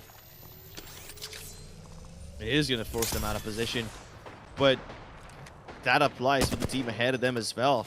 Now, they can see the team ahead of them already start to make their way into the zone, so BRP, they can be, comfortable with the fact that they won't be any gatekeeping attempts against them, because the team that can gatekeep them is also getting gatekept. So, you know, priorities need to be sorted out for the others. But High Dynamic Range are trying to get inside this very house. It's not going to be enough because they have a team behind them as well. The doors are open and Ronnie Clear 1 already goes down. Draken's running alive. He can't even get away from here using his Assault. And it's like they were just meant for this. They were meant to die here. They get sandwiched in between Northside Esports and their opponents on the other side. Can this actually turn into a 3v3 once again? There's no doors on either building. Got a bandit. Just look at the symphony of bullets being fired across. There, the charge rifle at range is holding this doorway firm, meaning no one's going to be able to get through. But it also means that no one's going to be able to push these players of Dewa, and they're already in position. They're already in the zone. For now, yes. Oh, but look at this dome. It enables them to get up close and personal. Looks like Dewa United really want to go in. Oh, that's sneaky. They don't want to just go in. They just wanted to grab the shields from the box on the other side over there. Cheeky. That's so cheeky. I love it. Absolutely love it. Dewa, what can you do from here? Utility in hand. Charge rifle no longer a problem, but on the topic of charge rifle, it's SNG on their rotation now, who are having to just drop all of their grenades just to get into a decent position. It's a lovely usage of those grenades, but now what can you do with it? SNG, they're getting bombarded. Oh my goodness, the amount of Oxstars and nades being thrown at them, it's not even funny. They've got Mad Maggie drills as well on top. How are they even alive? The fact that they only lost one player really surprises me. But that one player just happens to be the Gibby. The only person who could have saved them from this mess. The beam is amazing, but will they be able to get player K on his feet just in the nick of time? They're already taking a lot of ring damage, and they need to get the hell out of here as well. And while Braggy has managed to find a little corner for himself, I'm not sure if Stricken Claim can do the same. Just about gets in, but now how do they get out? There's the ring directly behind them. Okay, at least they have a little bit of breathing room. Only goes so far, and once again, without the high ground, this is such a difficult position to get out of. Maybe a Valcolt might give them a bit of a chance here, but even then with only 2 players, that's a huge risk. Elsewhere, NXL looking to punish these Valkyries from this little tunnel they found themselves in. A really strong position from NXL, actually. This could really merit them some kills. And I loved it. Just a few moments ago, NXL were fighting inside that cave against Anti-Esports. I'm like, I was worried if a third party shows up over there, then NXL is dead for sure. But nothing happened. They get outside as well. And more than that, they find a place to call home. They have this little compound for themselves, but now they realize that they're not alone over here. There's someone on the other side too, and it's none other than DreamFire. DreamFire have already lost. Oh no, that was the star sniper for the team in the previous game, but Big C gets flanked from behind, forced to use the Gibby bubble for now. The Maggie Riot drill forcing them outside, but they can't even go inside because the caustic traps are in the way. They have no choice. They use the Gibby ult on top of the other team who is trying to take pot shots from the other side, just so that they can get a little bit of space to focus on DreamFire, who's still their primary opponent. So much utility is getting expended, and this is before we're even in this 5th zone. 4th zone hasn't even closed in yet, and now NXL pinched from both angles. They need to pick a 1v1, and they need to win it. There's the pick, there's the swing, there's the crack. Not quite the kill, but that may have been enough space. The counter caustic shell is going to keep Big Z away. This caustic is making these rooms so difficult to hold, and now here comes the Valkyrie utility as well. Oh, NXL, they had their hands full against DreamFire, but now they have to face BRP too. This is just way too much responsibility for the side of NXL. Let's see if BRP can actually hold on to this one or not, because they also might just have bitten off a bit more than they can chew. They almost suffer a knock, but they get away in the nick of time. Are you serious right now? A 4th party is on their way, but the Oxstars actually connect, and this should be the saving grace that NXL have been waiting for. They can't afford to fight BRP for too long, so they might as well just focus on this 4th team who have just walked in. And the nades, they are just so good. DreamFire, they won't be allowed to escape. Even Dewa United are trying to get a piece of the action, but the nade blows up 2 of their members. This is tit for tat. Dewa did the same thing to NXL in the previous game, and now NXL give them a taste of their own medicine. NXL full. It's all on to DreamFire to keep this building alive. They need to heal, they need the space, but they just can't. This whole time, X10 Crit from the high ground, accompanied by Revenant, have both been able to live relatively scot-free. Now they're just going to continue picking off these players wherever possible. However, Revenant from both angles continue to be damaged. NXL elsewhere in the building continue to be harassed. It's carnage all over the map. Welcome to the sarcophany of carcasses as NXL desperately try to find an angle to work with. This zone closing in is just going to make their life even harder as they're able to pick their teammate up. But even though their teammate's been picked up, what can they do with a follow-up? What can they do in terms of healing, the meds, the grenades, the ammo? It's all going to start running low here, Crips. They're lucky there's plenty of dead boxes around, but the problem over here is, can NXL even access those?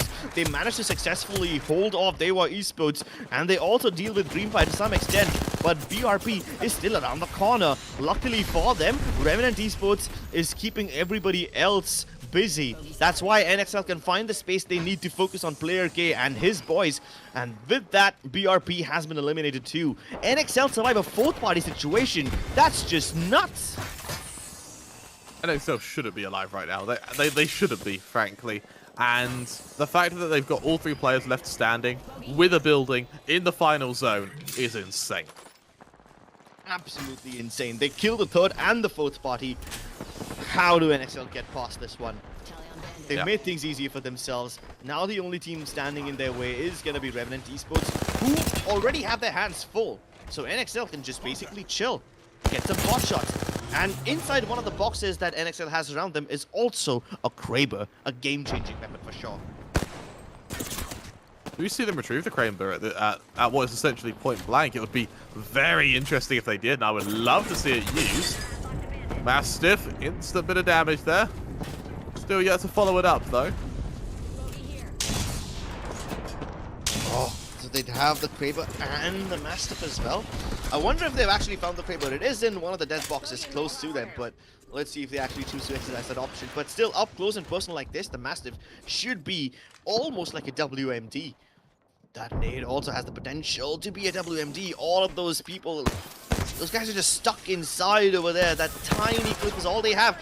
Oh, and by popping the caustic canisters, they found out that there's one more player close to them. Kissnas just gets away by the... He gets away by the skin of his teeth.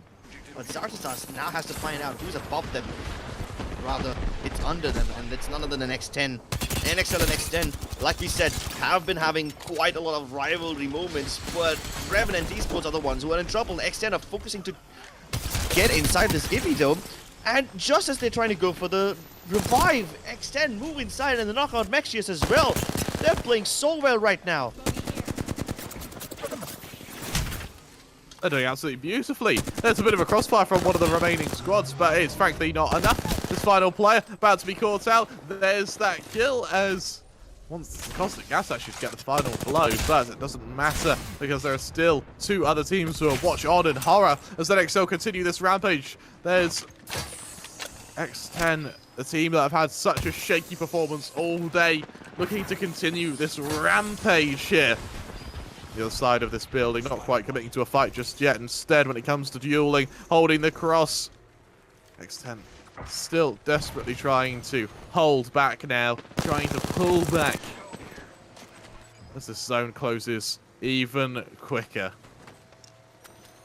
Find themselves at the edge of this building. They don't want to go inside because they know there's a bunch of caustic traps over there. Triggering one of those will give away their position. If they stay outside, they can just kill the rat deads towards their left-hand side, hiding on the cliff below. EXO Clan has taken the position above, and while that is a decent position for EXO Clan, X10 can do absolutely nothing about it. They can't even afford to climb up on top of the house. They might have just have to go throughout the inside. Both those options are equally undesirable, so they try to go for a third option that is under. Ooh. And Revenant Esports had the same idea, but they die. They succumb a very gruesome death. Nichirusama climbs above and takes one more knock for himself. This world is going absolutely insane. no ammo left in this vault, though. All of a sudden, ammo becomes the biggest curse. Rapunzel's so desperately low on HP. Every single team just hunker down. The bombardments come in. They don't want anything to do with this fight. On the high ground, there goes EXO. It's down to the final two. X10. Can they hold on? Can they keep themselves alive? The damage from above, it's certainly a lot, but is it enough to topple them? There goes Cosmic Traps up from above. There goes NXL. Now it's down to the final two players. Already no HP on Rapunzel. It's just not enough, though. NXL, they emerge as your champions. And like that, NXL, they take map 5, and I believe become the first team to take 2 maps in one of our days. We have our Apex champions. What is with these guys? They survive a 4th party situation first, then they move in and fight 3 more teams? I'm assuming they've definitely crossed the 15 kill marker this game. They have to. There's no other way. Absolutely. That was an incredible game. On top of the fact that they win it. They're going to be, I think that's a good 30, 40 point game from them there. Maybe even more.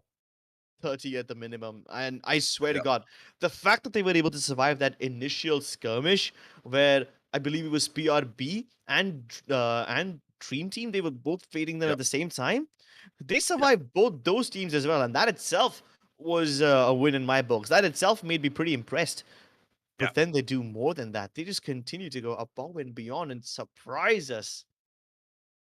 The fact they almost managed to make a vault run out of ammo as well is so impressive. Like, they played out of their minds there for NXL. And the fact that they were able to survive that final skirmish at the end, where they could neither go in the building, they couldn't go above the building, they couldn't go around the building. They had to just lock themselves in place and hope they don't get killed. Yeah, they just had to stay underneath over there.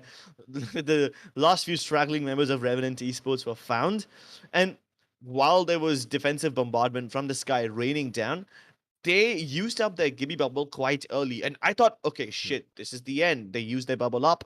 They had to protect themselves from the defensive bombardment. This might mean that they will die. But even then, they just stayed underneath, and that was good enough. Let's take a moment to look at the highlights, because something tells me we are about to see a lot of them. This was an action-packed game of 5, that is for sure. And for me, I want to highlight the rifle play we saw from NXL. The fact they were kind of 100ing to 0 players in one magazine from that R301. Oh yeah, that was incredible. If you've got beams power like that, there's nobody that can go up against you.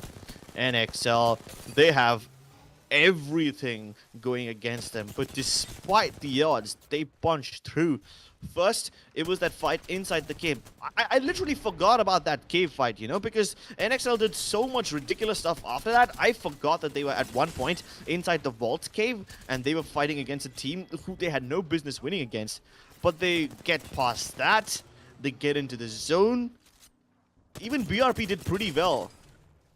And they were able to revive Play KK. I'm sorry, they were not able to revive him, but I do believe they grabbed his banner and somehow got him on later on. So, I'm not sure how they managed to do that. Maybe like a mobile respawn beacon or something. But still, BRP then tried to create problems for NXL over here. Even X10 tried to do the same. Naturally, we know what happened after that.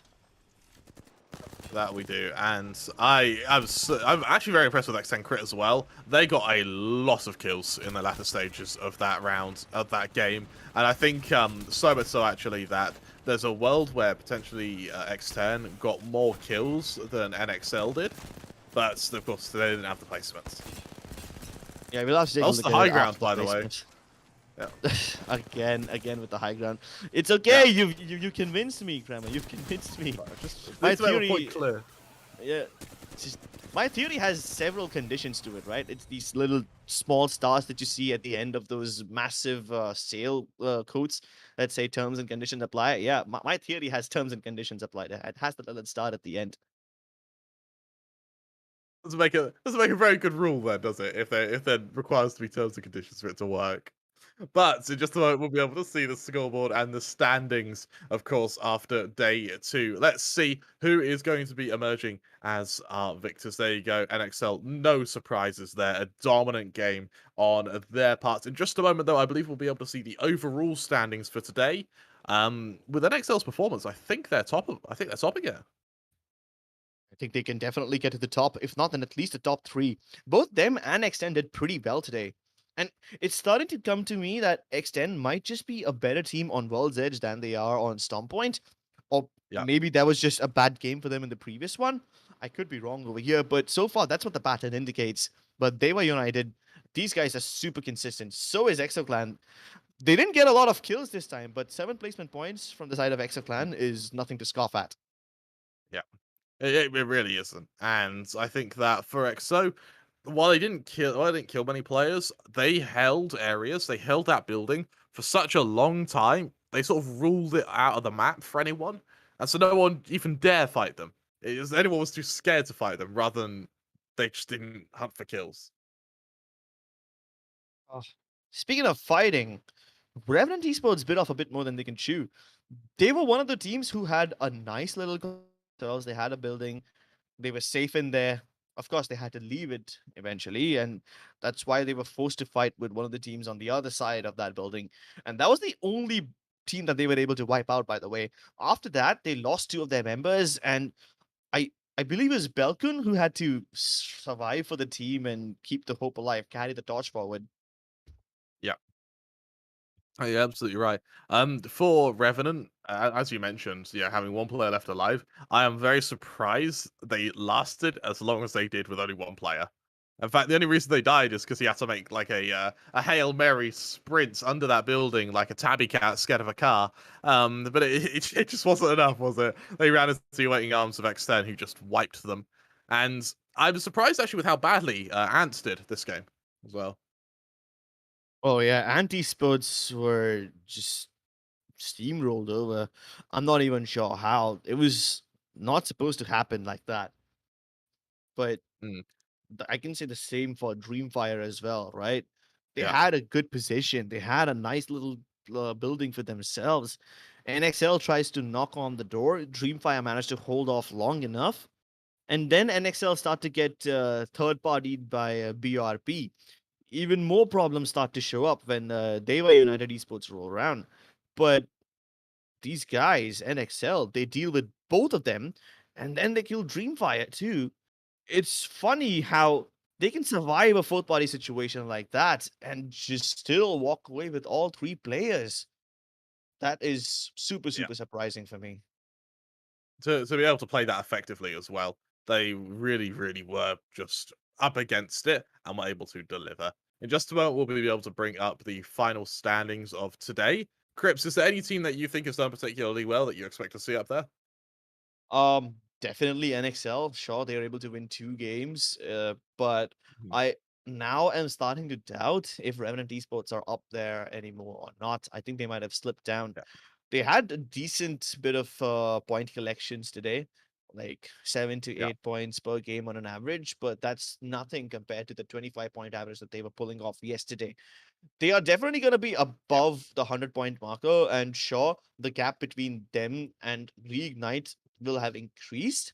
There's going to be a few other teams who are standing in between them and Reignite now. So let's see if this rivalry sees Mhm. itself getting hotter and hotter tomorrow.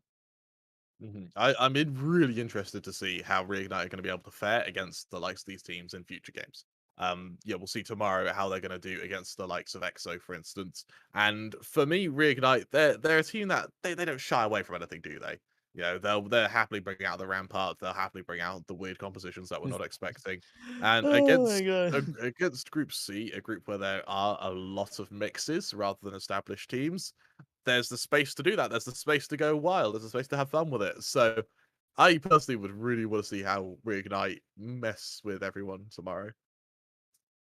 Well, if Reignite can mount a comeback and start clawing their way back up, then maybe Revenant Esports will have a little run for their money. Keep in mind that Yeah, Revenant Esports is not going to be playing tomorrow. So, as many points as they can gather today, that is it for them. That's that's it. all that they're going to be having. Let's take a look though. The graphic is ready. Let's see how these standings are. Oh, we've just been told buy some time. That's like we can buy some time. Hope you having a good day, Crips. Hope everyone in the chat's having a good day.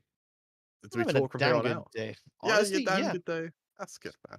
That's Well, good. So as us, where can we find the overall standings in about however long buy some time lasts? So Uh, hopefully only a few minutes. yeah. I mean, time can be bought, but mental peace, not that much. And after the performance today, I think some of these teams will really require that mental peace, especially the teams of Group C, who, as a unit, collectively underperformed. Pretty badly, yeah. Clutch Ministers for me was a team you hyped up quite a lot. I was really excited to see how they'll do, and I don't think they got more than 5 points total. They really struggled. I think what happened is they got completely ruined on the first 2 rounds, and then actually just didn't show up for their final 3. Yeah, just that tends to mess with their minds. They are a very momentum dependent team, and if they start having these good games where they're getting kills early on, then they're absolutely unstoppable. But yeah, they don't really do that if they don't even get a good start. So it just comes down to inertia for teams like Clutch Ministers and 1HP, who were, by the way, very, very dominant during the qualifiers, but now they're just simply not having a good time. I'm surprised that Hevan Gaming has more points than Clutch Ministers and 1HP. Mm, Hevan Gaming was one of those teams who were just getting by the skin of their teeth. In fact, they barely made it to this stage of the Intel and Lenovo Rise of Legion tournament. They were either fourth mm. or fifth in their particular qualifier. I don't remember exactly what position, but yeah, they didn't have a lot of points. They just about made it. But surprisingly, they are doing better than the other qualifier favorite teams over here. So that's a surprise for me. For me, it's consistency. It doesn't matter how bad your bad is, so long as your good is consistent. And yes, if your best is best in the world, but you can only repeat it once every couple of months, then there's no point in being the best in the world. It's the consistency that matters. And so, for teams like High One who have been able to go through the qualifiers, yes, they struggled, but have now gone here and they're placing the same, regardless of what teams they're against. For me, says quite a bit actually about their tempo as a team. Yeah, I like the way that all these teams are still not giving up, you know. Of course, the teams who have qualified knew for a fact that there are teams who are several times stronger than them coming into the tournament. There are teams over here who've competed in ALGS. There are teams who have won the ALGS over here. So naturally, you're up against the best of the best. But I just hope that they can keep fighting even in the face of certain defeat. Oh, bear in mind that Reignite, they literally just won LGS, came back here and invented this. So there really isn't much Reignite can't do, to be honest. And that would explain why they're having fun with the Rampart and stuff. So okay, tomorrow when we do see Reignite kind of join the mix, let's see what they look to do against these other teams. Reignite is one team I'm really excited to look at. Um, since it's gonna be A and C tomorrow, I'm excited to see Team Burger as well. Team Burger is also one of those amazing teams who you can expect a lot from. Jaro from that team, one of the finest players in the world. And while Team Burger did show up in all the Storm Point games yesterday, they couldn't really do much in World's Edge. Hmm. They couldn't. I'm surprised by the fact that I don't even think it was a map, to be honest. It feels like they just got really unlucky when they played World's Edge. I Probably. don't think it was playstyle because we saw kind of transferable skills from yesterday. They just hit World's Edge and just died. Again, I mean, some of these teams have their better maps, or sometimes it's Hmm. just the properties of having more area to yourself that helps these teams. Of course, nobody will feel good when you're trapped in a claustrophobic tight ring like this, where you can't even leave Yeah. your room. And if you even try to do that, three other teams will shoot at you. That just becomes super uncomfortable. But what I'm happy about is that at least this last game wasn't one of those super crowded, super compact areas, right? I mean, towards Yes. the end of the Yeah. game, there were just 3 or 4 teams left, which is a manageable number as compared to 7 or 8 teams. Hmm. It shows that there was shows there was some serious commitment to taking these longer Mm, range fights, actually being able to convert them. I think kind of map one, map two, it was very clustery. It was, yeah. towards the ends of those maps, it turned into a real sausage fest. But thankfully, it was kind of the longer that game went on, the more established teams got, the more comfortable teams got, sort of dueling one another, and it meant that we started seeing more range come out in the East gunplay. Definitely.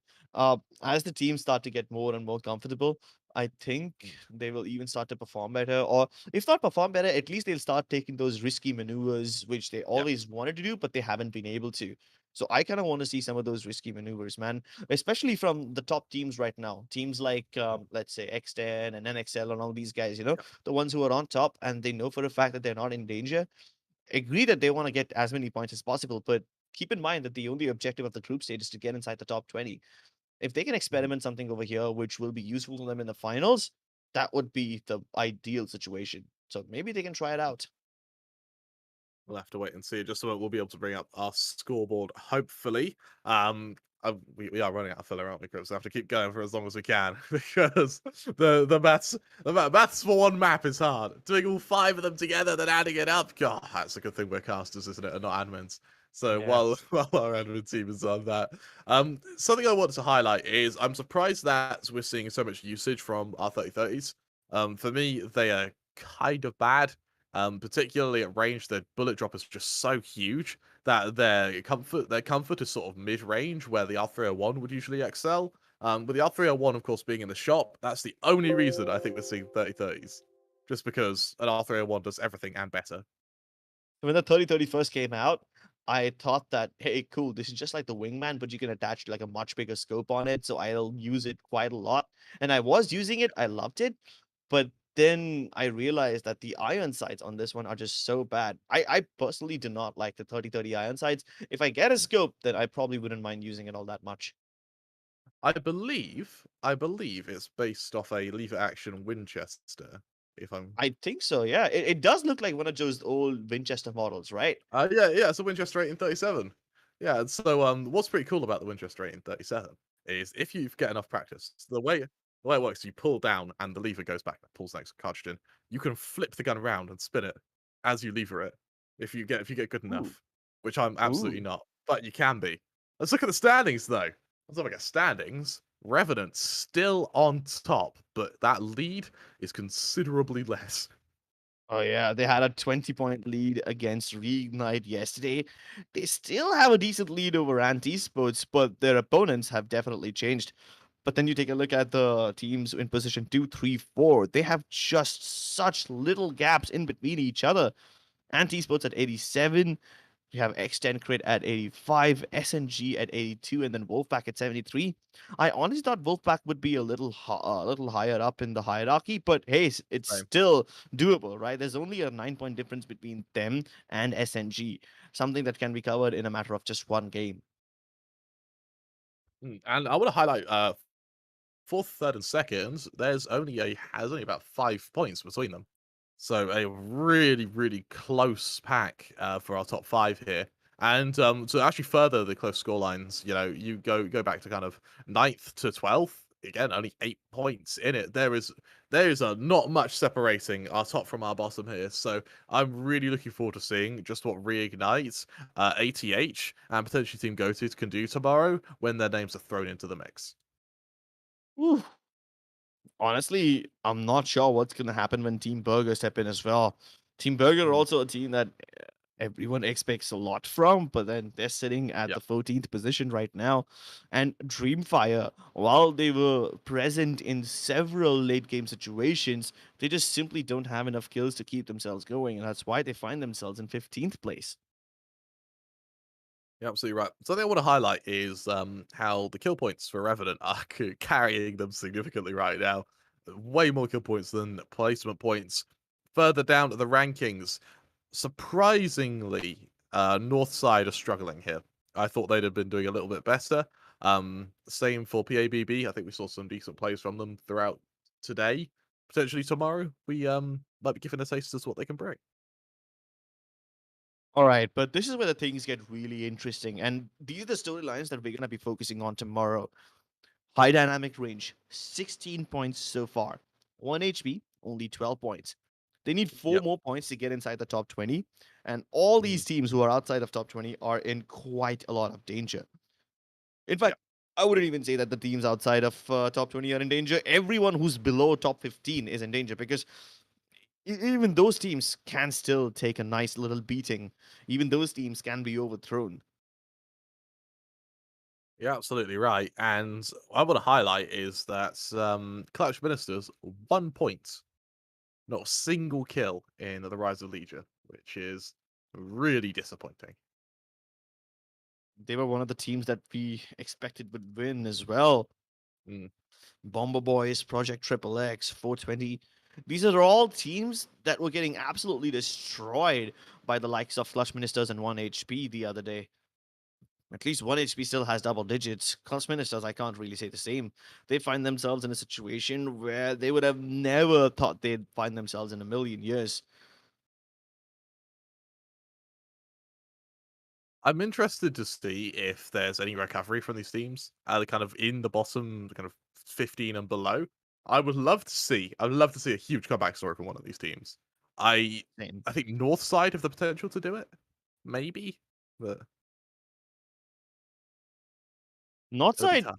seemed to be really, really, you know, stable with their Mm, rotations. mm. Their rotations were pretty safe. They didn't go for anything unorthodox. Kept themselves alive up until the fourth circle, but as soon as the fifth one comes through, that's when they start to face a little bit of trouble. Before we wrap up the day, any other teams that you want to, talk about? Any teams you want to point out something about? I think our buy for time is to talk about absolutely everyone. To be honest, I'm really looking forward though to see how Reignite are going to be doing tomorrow though. But I think that goes without saying. Yeah. Well, that was it from our side today, ladies and gentlemen. My name is Scripps. With me was Scrammer3. And we'll see you again tomorrow. So make sure that you subscribe to the channel and hit the bell icon so that you never miss another update when we go live. We'll see you again tomorrow at the same time and same place. Peace out.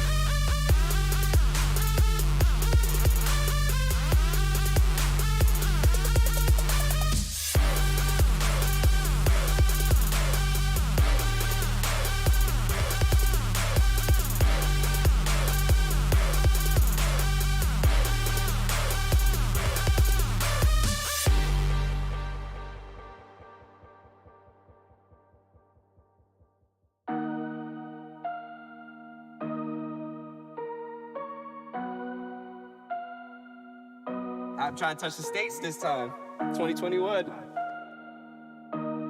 Gotta show him I can still rap though. Now I'm in the game, I was on the bench.